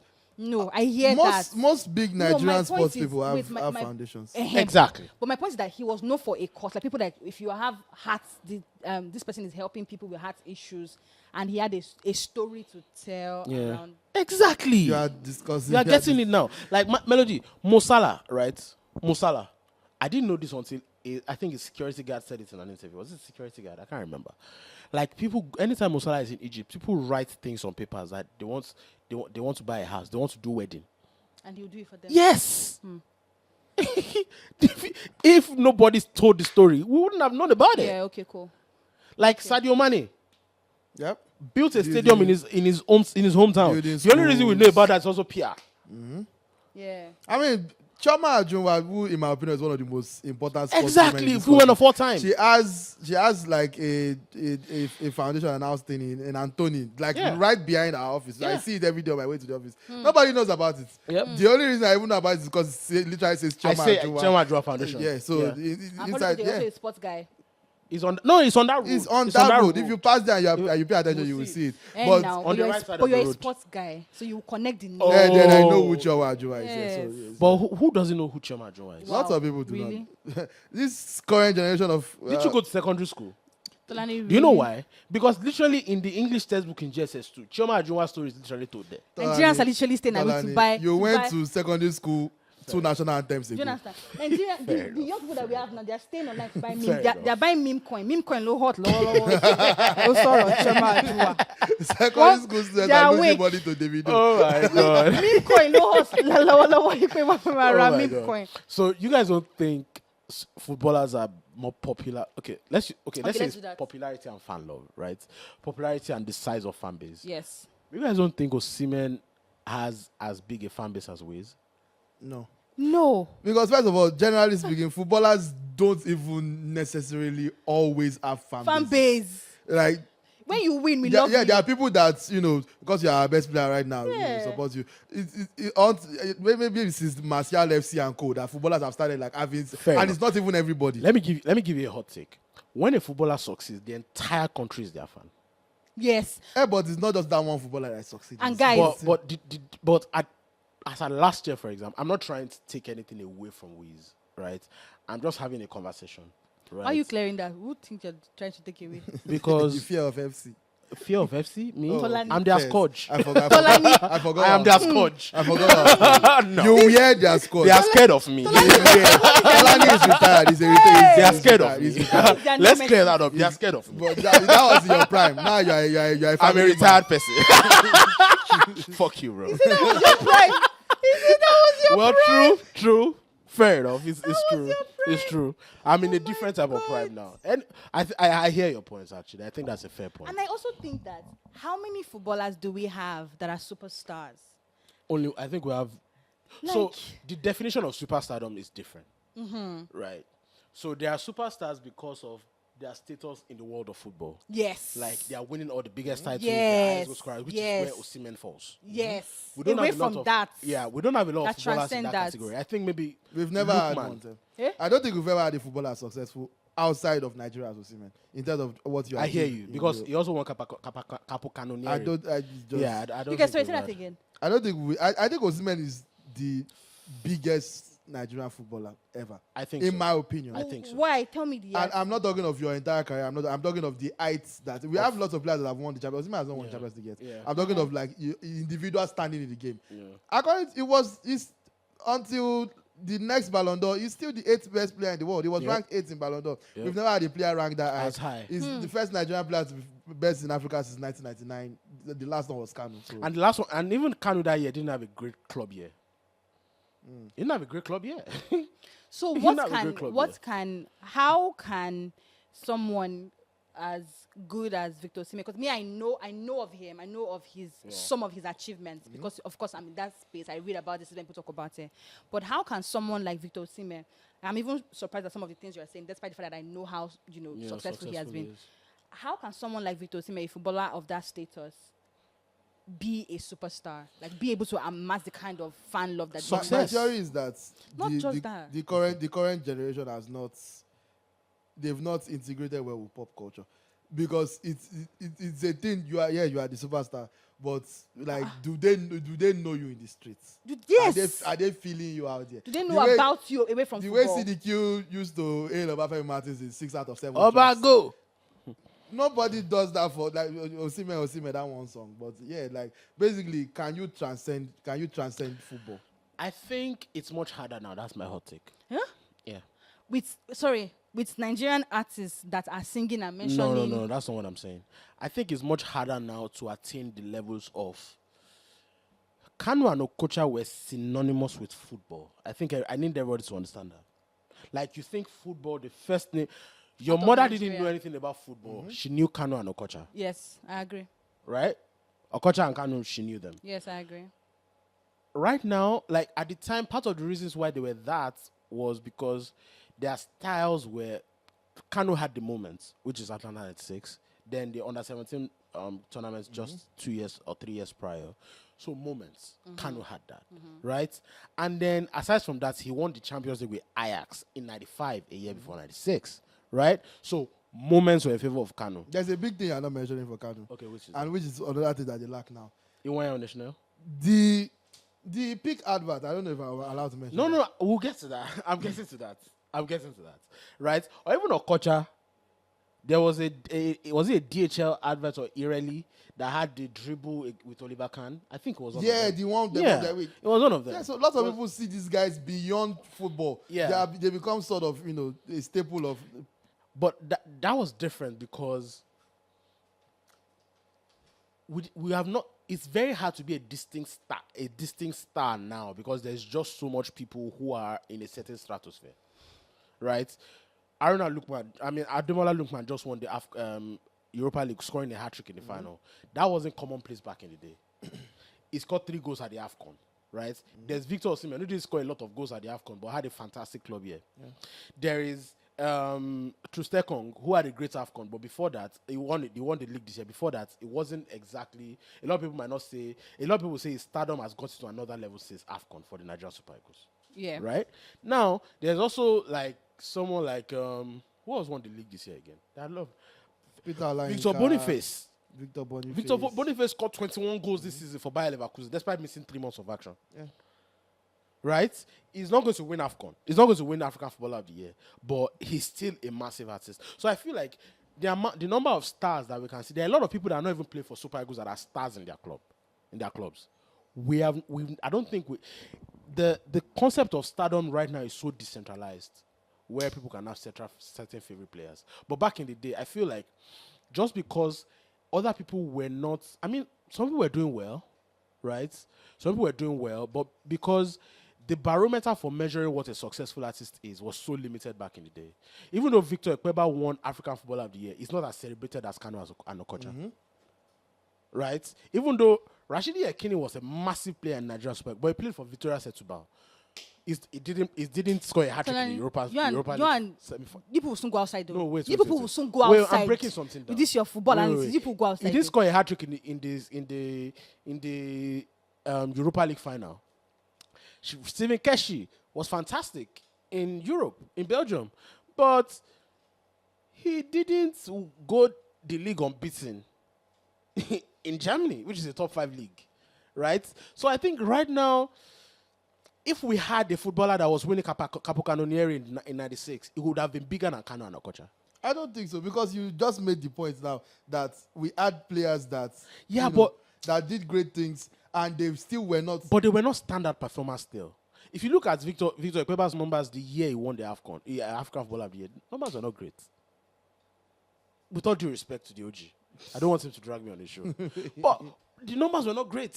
The year Amuneke won it, I'm not sure he was playing as much for Barcelona. Or what club was he in at the time? Yeah, Barcelona. Exactly. Look, my theory is that we have moved away from the era of superstardom to stanship. Fair enough. With stanship, it's not necessarily excellence or whatever. It's just I love people you. Something to stand. Fair enough. There's a reason Danerega has stand. There's nothing. Danerega stands. Danerega has stands. Guy, please. I feel like what you guys are saying. No, let him break it down, please. Let's listen. Danerega stand. Where? Danerega has stands now. So people be on the road shouting Danerega. Melody, that nigga has 1 million followers. Yeah, you think 1 million people, at least 10% of them, and I know that going to ride for him. And I can say it with like if somebody starts unnecessarily dragging Danerega, people will defend Melody, him. Let me explain, and that's what I keep saying, that you guys conflate these things. It's the way Tonani was also conflating popularity for fan base. No, the fact that 1 million people are following you don't mean that you have stands. 1 million people can follow you because they want to see your content. 1 million people can follow you because they want to drag you. 1 million people can follow you because they just want to. You are popular on social media. Don't mean that they are your stands. But it is statistically impossible for the 1 million people to follow you. Can I say something? And every single person is Can I say something? I agree, but that does not equate stands. I like this conversation. It's very organic. I like how it's going, to be honest. I think this is the best conversation we've had since we came back. Sorry, William. I think so. I need you to know that when you are doing something and you are consistent with it, you are going to have stands. So Do you you know have that? followers. With all due respect, my And some guys, of them will be stans. let me say something. Let me tell you something. With all due respect to everybody that supports me, I love you guys. Thank you very much. Do you know I have stance? No. Exactly. People follow you. No, you don't understand. Melody, Okay, but what does stand mean? a stand means someone that is going to support Yeah, you crash out. till wherever. Day in, day out. See, if you are doing something and it's working, a lot of people are going to reflect through your story, especially when you are excellent at what you do. They can relate to what you're saying, don't mean that you have stand. No, Melody. Standship People is are when going to go to war for you. Yes. Do you know people are going to go to some people are going to go to war for you? Me and my friend, my mom going to war for you. That's you. But Melody, I've seen situations where I've said rubbish and niggas are They are caping. agreeing with you, don't mean No. they're going to war for you. Melody, no. There's a reason why they're Because it's agreeing. Tolani that said it. That's it. That's not standship. That's That it. is literally I the don't definition agree. of starship. That's literally I what a don't stand agree. means. I don't agree. That's literally what a stand means. Is someone that would do absolutely anything ridiculous, put their life on the line for you. Stands do.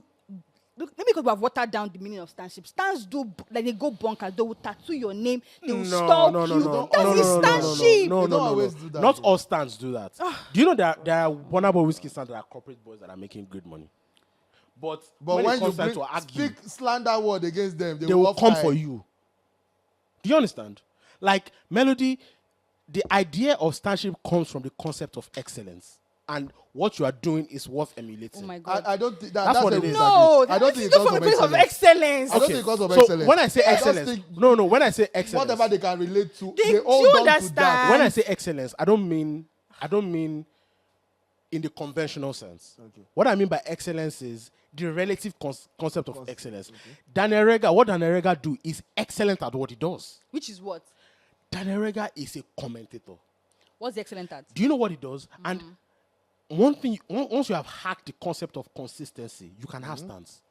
Like if you are consistent, what Daniel Rega does is comment on every fucking thing that So is he's happening. excellent at commenting. Do you understand? The thing doesn't even have to make sense, especially He's a when, trailblazer. exactly. No, it doesn't mean he blazed the right trail. No. Whether you agree with him or not. He's a The truth is trailblazer. that there was no Daniel Rega before him. Now there Exactly. will be more people that do that. Daniel because Rega Daniel means Rega has something. done it. Like Daniel Rega, the name means something. It And means something. I think that if you see people someone just following repeatedly you, commenting on somebody's post, And you will say, "Oh, this person is copying Daniel and Rega. it- He's doing what Daniel Rega is Exactly. doing." And you know what the fuck Daniel Rega does? Daniel Rega doesn't reply to a single soul. He doesn't engage anybody. doesn't reply his mentions. No. So you're talking to yourself. Daniel Rega goes there, writes all his For the love all of his- the game, bro, he wakes up all in the his morning to symbols. eight. Bro, he wakes up in the morning. I just want to say, Davido, you are not very, very sound for what you're doing. Give back. Put all the currency symbols and everything he wants to do. He does that. And yes, You know that meme? I don't set alarm. My 8 wakes me up every morning. That's bro. Daniel Rega. And he says it. He just wakes up like, who are we 18 on? Who is going to get it today? Oh my You understand? God, he said, And "I don't Daniel set Rega alarm." just keeps. He doesn't engage with a single even know soul. that. And you know another thing that I've noticed about social media. Once people can aspire to you, it's over. People know that you're not going to respond. Don't worry, your fame is going to grow. So I think that's what I mean by excellence. Like excellence comes from a lot of consistency, and then there's a style to it. The definition of excellence has changed in the social media age. That's my point. Is that It has changed. we are watering down the meaning of these things Because Excellence life does is not come from evolving. consistency. Melody, it does. Means I don't agree with you. Use of the word Excellence excellence. comes from consistently doing good things, not just doing anything. Let me makes tell you you. excellent. No. What are you saying? You can be excellent at killing people. Tolani, Yeah? no. Yes. You can be excellent at killing people. You can be excellent at the act of killing people. Doesn't make it an excellent thing to do. Yeah, but exactly. But That's what I'm but saying. you are So you very, can't, very good so you at can't it. describe the person as an excellent person. You No, can say I the never person- said it was an excellent. I said he was doing excellent Doing shit. excellently at what he does. No, you said excellency comes from doing something No. I consistently. said It says I said standard comes from excellence or something I said the stances come from excellence. Then you defined and excellence. excellence comes from consistency. And I also said that what I meant by excellence is not the conventional sense of excellence. It is the relative sense in the current world that we live in. Social media era. Yes, the world is changing, bro. When I was To growing up, it redefine wasn't. those It things, wasn't. It please, wasn't. so that people commonplace. don't think it's okay to stupidly do things Melody. because People you're- think it's okay to be crying and putting cameras in their face now. That is The world is changing. No, but that's a different conversation. Do you It's have, not. It's no, literally the same do you think thing. there's something wrong with someone being emotional and sharing that moment on social media? I think, do you whatever you want to do. Do you understand? Do you. Like, but I just think there's something pretentious about exactly. setting up a camera. If you are checking really for the crying, right you won't take off your camera phone. angles, But guess what? Today, putting the right lighting, what only I'm mic. what I'm thinking about now in life is that is commonplace for some people. That is the reality that nurtured some people. Right before Tunde, Melody knows I used to hate things. Like I was a premium hater. You are putting your relationship and everything stopped? online. I hate you.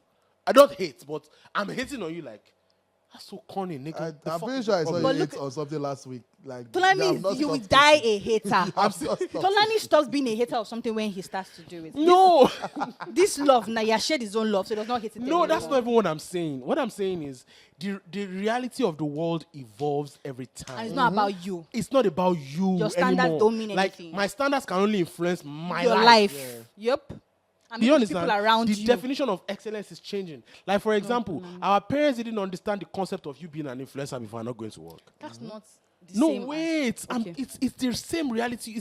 It's all blocked by the internet. The internet has warped. The reality of the internet has warped what we think to be reality. Life is changing. There was no Daniel Rega some years ago. Nobody could Shout out have to been that Daniel guy, Rega. because nobody was doing that. Maybe before 1 he million did it. followers. With all the articles I've written, I have like 25,000 followers. Do you know how many articles I've written? What are you saying? So, bro, like that, what he does, he figured out a niche and it's excellent. He knew that people are going to want to always be interested in that shit.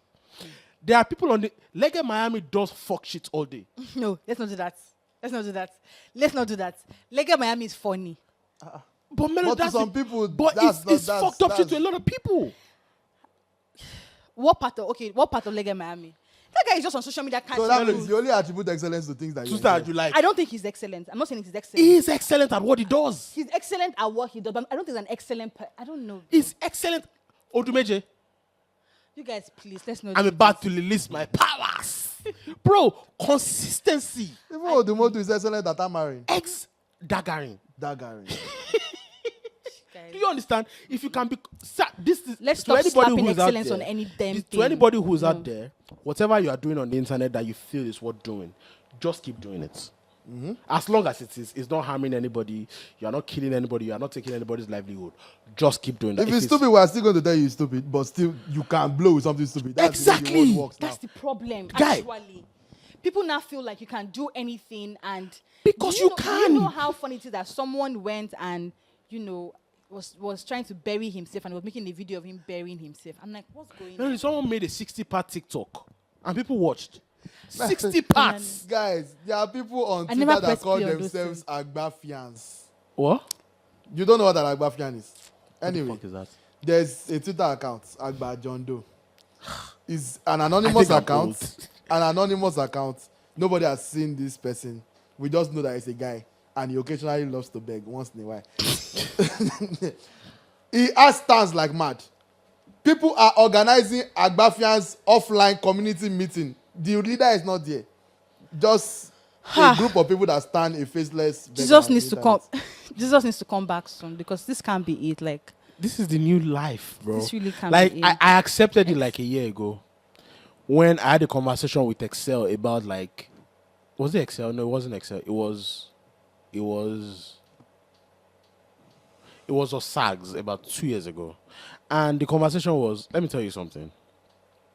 You can't control what the world is going to be. yep, It can't operate on your barometer. yes, You are just one person in this world. Yep. So the only thing you can do is look at it and accept it for what it is. If you can't accept it, leave it and live your life. Or go and die. It's not a... But you can also say that the fact that something is popular, the fact that people are doing something, everyone is doing something, don't make it. Well, the I way think a to lot go. of this shit is corny. I think posting every facet of your relationship online is, I find that shit funny. I think a lot of you are still in relationships because of what you can post online. I still think that. But it's not my business. Let's have the conversation about what John Bellion said. Okay. Life is business, man. That's all I have to say. Give the backstory. So John Bellion gave an interview where he said that the companies are taking advantage of you, basically. This is what we hear every time. Well, he was speaking about it in the context of touring. And how performances. How so he was talking learned, about yeah. he was talking about performances. His experience. Yeah, his experience. He was talking about performances, and he said that if a company gives you $1 million, that Advance. in terms of advance, that are making a hell of a lot more money than that's on you. The business. But that's just simplifying it, though. But that's what it is. But because a lot of times when we have these conversations about artists, and people just make it look like, oh, it's just advance, and they don't talk about how you have to, the things that you have to do to get back that money, the slavery literally that sometimes go into. Hey, don't collect the money now. Yeah, but you are not really enlightened at the point of taking the money. So, That's John Do Bellion's you also point. know? But Wait, here's the Tolani, thing. before you answer, do you also know?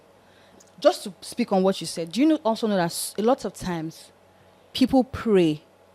Sometimes, let me take that back. People prey on your lack of information in this space. Absolutely. And they take advantage of you. Absolutely. Give you deals that you don't know what the It's context not sometimes, is. all the of time. the time. So All of why the is time. that business? No, That's not there's business. there's Because coming at you you didn't guys. you didn't come into the Can I conversation answer? honestly. Can I answer? Can I answer? Can I answer You're your not telling question? them what they're going to do. Can I answer your question? You're just giving them So deals that they there don't are- understand. now we are bonding two things up into one. Okay. Okay. The two things is people that are intentionally taking advantage of the situation. Yes. And the other thing is a thing that people call inherently exploitative. That's just the only way for business to be safe. Okay. Okay. Do you understand?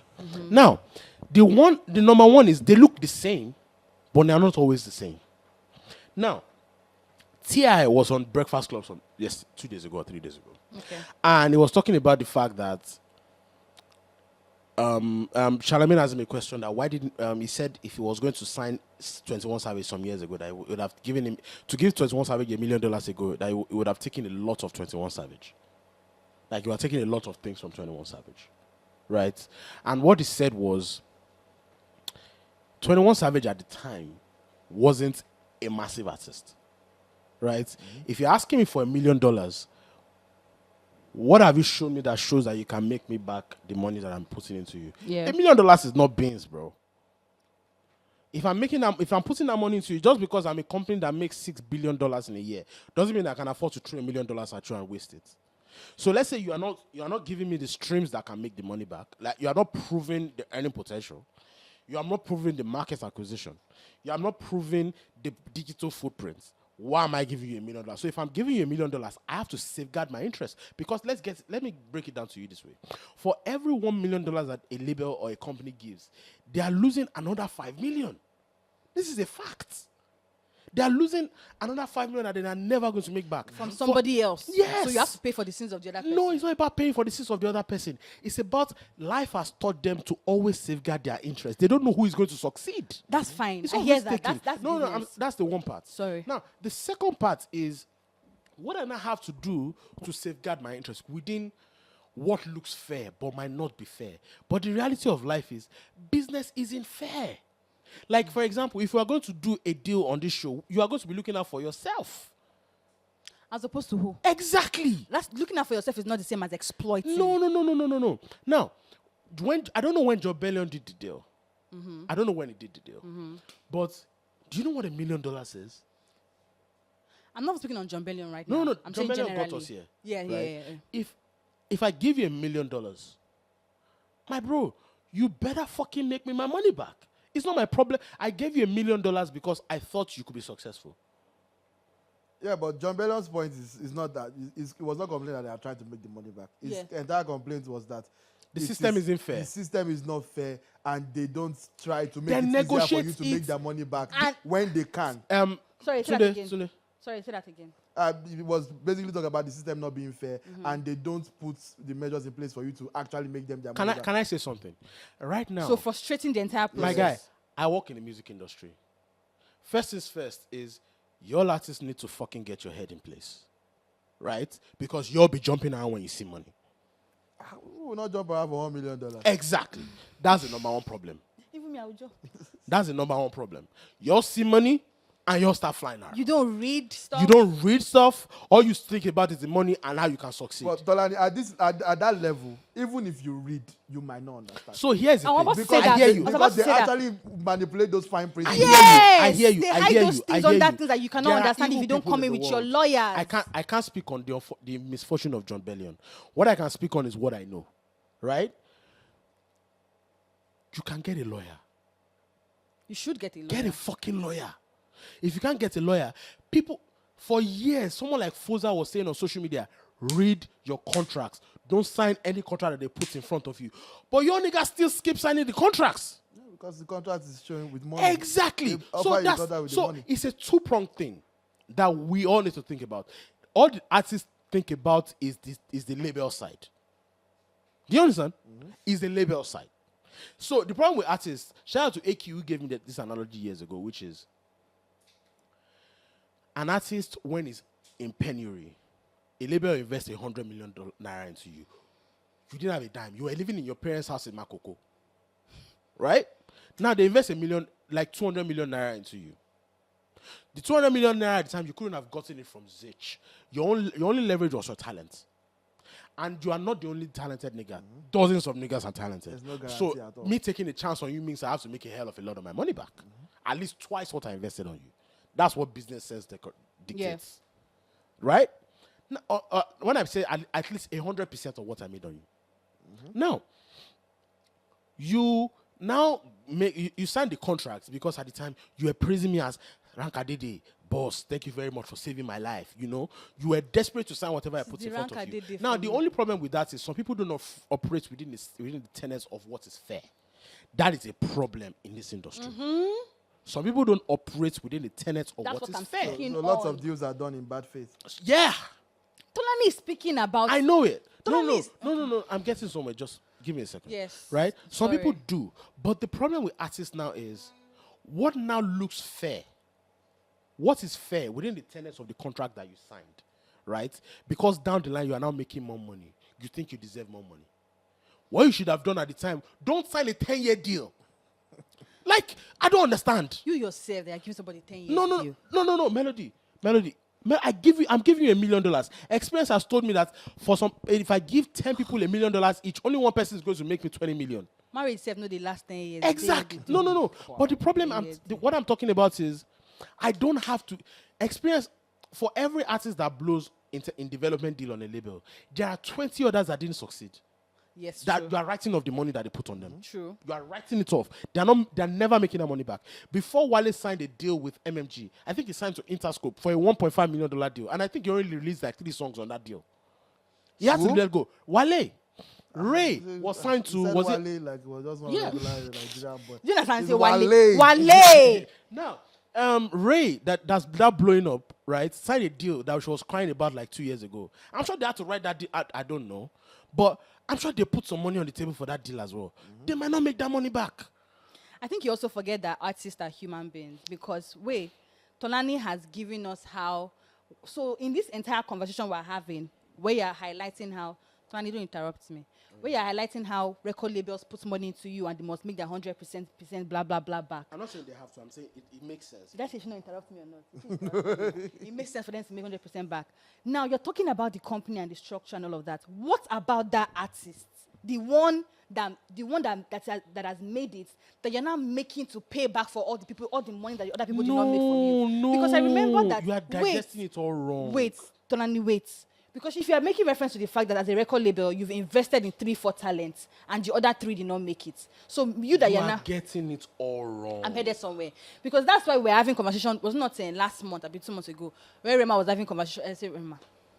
Where Ruga was having conversation and was talking about his record label where he left, and he was making reference to the fact that, you're using my money to sign other artists, so you're using my money to invest in other people. Because these artists are human beings. It's like, why do I have to be the one? It's giving. Sometimes it's giving. Tunde, sorry if I have to respond again. Sometimes it's giving cash cow. Can I answer? The Ruga situation, I can't speak on that. I am not speaking on that in any way, shape, or form. What I am speaking about here is the concept of what a business is and what a business deal is.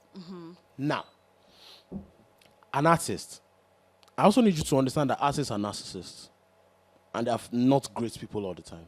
The people that you see on TV can be very selfish. You telling me? Exactly. Right? Human beings generally. But with artists, especially because... I think it's different with them. No. With artists, it's kind of different. Actually, it's kind of different. You've attained a certain level of success. You feel like the world mentality changes, but it's not their problem. That's also the humanity in them. Right? Which happens to a lot of us. People say you changed. You didn't change, you just made more money. Right? If So if you're staying the same, you're broke. Nobody has ever accused me of changing. Nobody. Of course yourself, so. Now, if logic suggests that if you invest in 10 people, 10 of them might not succeed, and you might never make your $10 million back if you invest $1 million into them, it means that the deal you're going to put on the table has to make sense for everybody involved. And the artists are aware at the time of signing. So here's the problem. If you're not aware, like there's too much information on the internet that says, don't sign the first offer. Do you understand? Do not sign the first offer. Get yourself a team that includes a lawyer and negotiate the terms of that contract. If it doesn't work for you, don't sign it.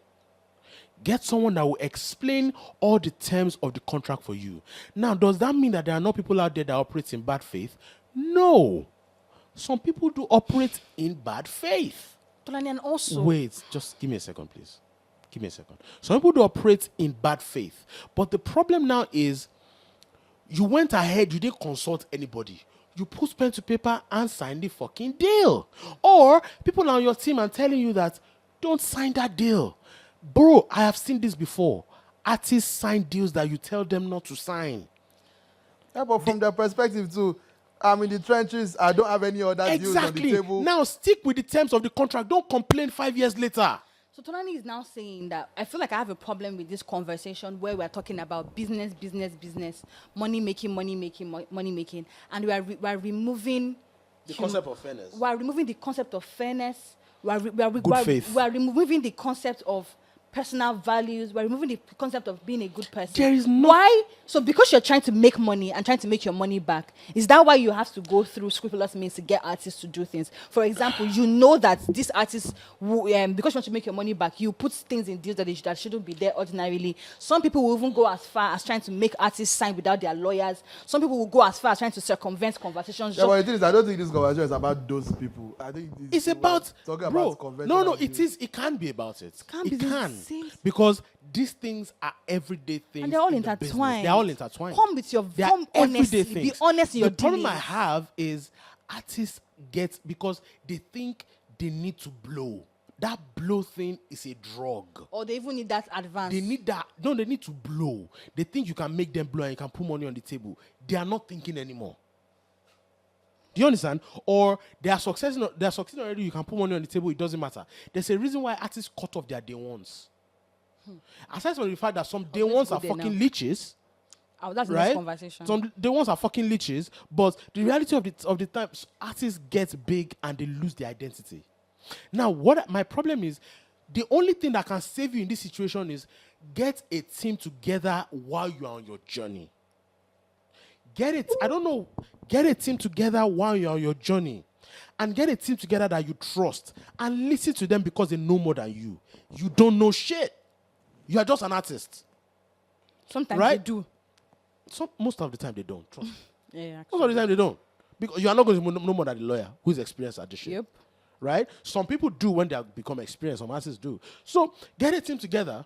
And when they tell you, bro, this is what this deal says, you might come to regret it. Don't fucking sign it. Don't sign a deal from the first offer. Don't sign a deal without without a team and your lawyer. It is not rocket science. A lot of things should have been avoided if artists listened. If artists listen, bro, do you know the amount of sin I see in a day? And also, if people will not go into businesses and into conversations trying to take advantage of Melody, the next people person. are always trying to take advantage of you because of their own interests. It's life. Generally speaking, I think just for example, that's life. For example, if you want to buy something in the market, You are trying to get it down to as much as work for you. Even though you know the woman probably needs the money at the rate. But you too, you are looking at You are trying to make for yourself. That's negotiation. That's life. And I promise you, the fact that you think you are pitying the woman and you feel like Melody, it's not my fault that I put up a deal that I feel is too good to be true and you sign it. that's your fault. No, it's not. No, that's your fault. Melody, there's a reason why if you are trying to sell your car to somebody, you are going to make the money higher. If the person comes and buys it at the first rate, is it your fault? What are you saying here now? If you want to sell your car now, let's say you say 5 million naira. The person buys that first, and the car is actually worth 3 million. Is it your business? You collect your money and go now. All related, but I like the dynamic here of Tolani has never pretended to be a man of the people. He's always speaking from the side of the man. No, I'm speaking. Capitalism. No. My I'm not even speaking about the perspective all of the way from capitalism. Akure. It's capitalism. I'm speaking You from the wanted to go back to perspective. the farm. Karl Marx of Akure. Yes, see, Lagos must work for me and my family, Tolani. Lagos must work for me and my family. She's the one that said it. So it's not even. It's about the fact that I've seen what artists do, and the other side of the conversation is, I see an artist take a deal that everybody thought was fair initially, and now because you are succeeding, They'll be like, the terms of the contract have not expired. 50-50? You are now saying, you are now having a problem with 50-50. Nikini. Bro, how about when you didn't have a dime and I put 200 million naira on the table? Who's learning the new national anthem? Fuck the new national anthem. What about you? I saw a tweet that said that I only have one more national anthem in me and it's not going to be Nigeria. And that's on period. It's like, that's on period. Kimafia Rugo Arafi, my national I feel like if anthem. you are not in secondary school, this does At not my concern old you. age, This does Kimafia not Rugo concern you if you are not Arafi, in secondary school. national, at this my age. What I don't understand is why the entire country has to be at the mercy of a stupid human being. With all due respect. No, without all due respect. Who are you referring to? Wait, but you don't say we're referring to Tolani. Don't try it. Do you understand? If you're not able to come and pick me up, Tolani, shut your trap. My problem is this. What I heard, what I gathered from as a retired journalist. What I gathered Hunter-gatherer. is the fact. What I gathered was the fact that the president has said it in an interview that he doesn't like the new national anthem. So it's a personal thing. So you put in that when people were voting, it's going to be a Like from a personal. long Personal. time ago. An old way clip, before yeah. Personal thing. Yeah. So because you, one of 200 million people or more, the most important one. we don't give a according shit. to the Constitution. How is he the most important person when dollar is rising on his head? But still number one. I don't understand. Like, I don't get. Do you understand? It's still number Can one. you go to Aso Rock and go and sleep tonight? Let me tell you something. It's still number one. Asorak is not better than my house. Ooh, so you say? Peace of mind, bro. If you say This so. president. But I genuinely think that.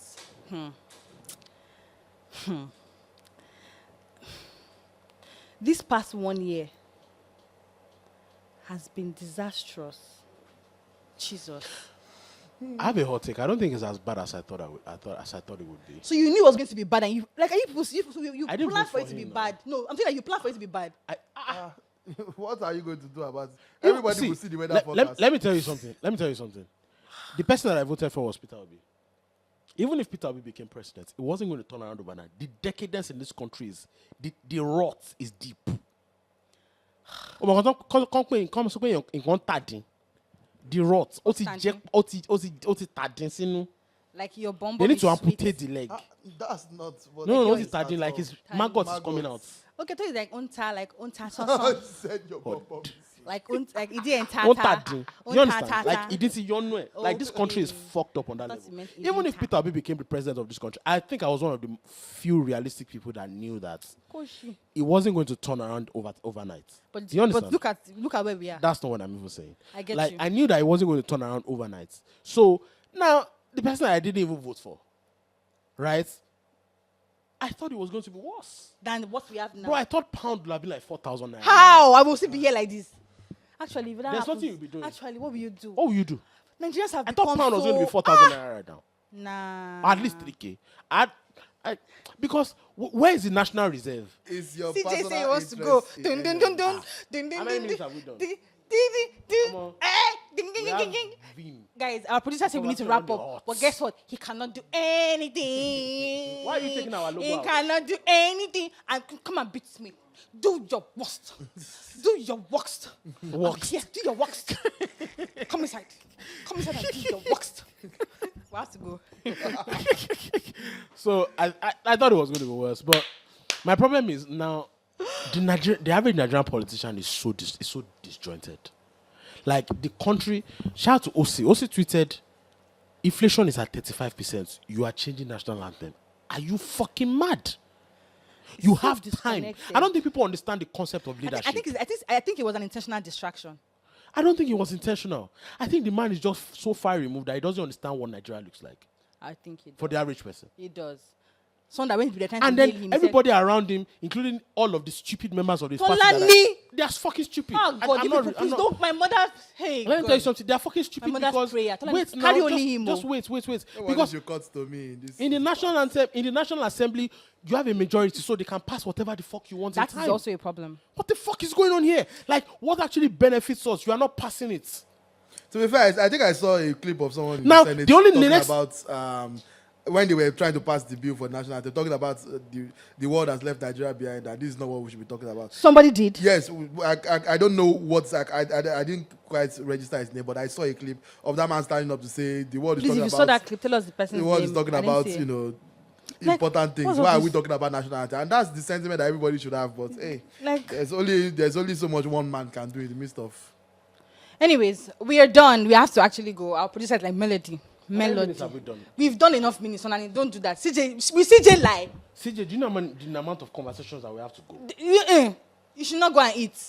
Son, the family man. CJ, Please. are you married? Really, right now, really. What's the other conversation that we have? Tolani, don't do that now. Please don't do that.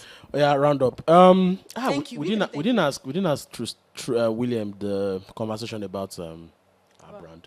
But it's About okay. Tunde, About what? shut the fuck up. What do you think about the drink that you just had? They don't pay me, so regular alcohol. Regular alcohol till they pay me. Do you see your guest? Should you guest Ogbewa?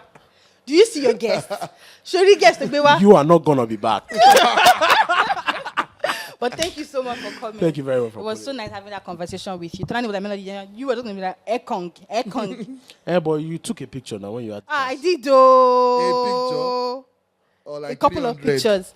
Don't forget to follow us across all social media platforms at Zero Conditions. This episode drops on YouTube on Monday, right? Bright and early. Subscribe to our YouTube channel if you haven't, and follow us across all social media platforms at Zero Conditions. What's your social media handle so they can follow you too? Yeah, at Tunde_Young, Instagram, and And if you like Tunde, let us know, guys. If you like, yes, right? Yeah, if you like me, let us know. Let us know.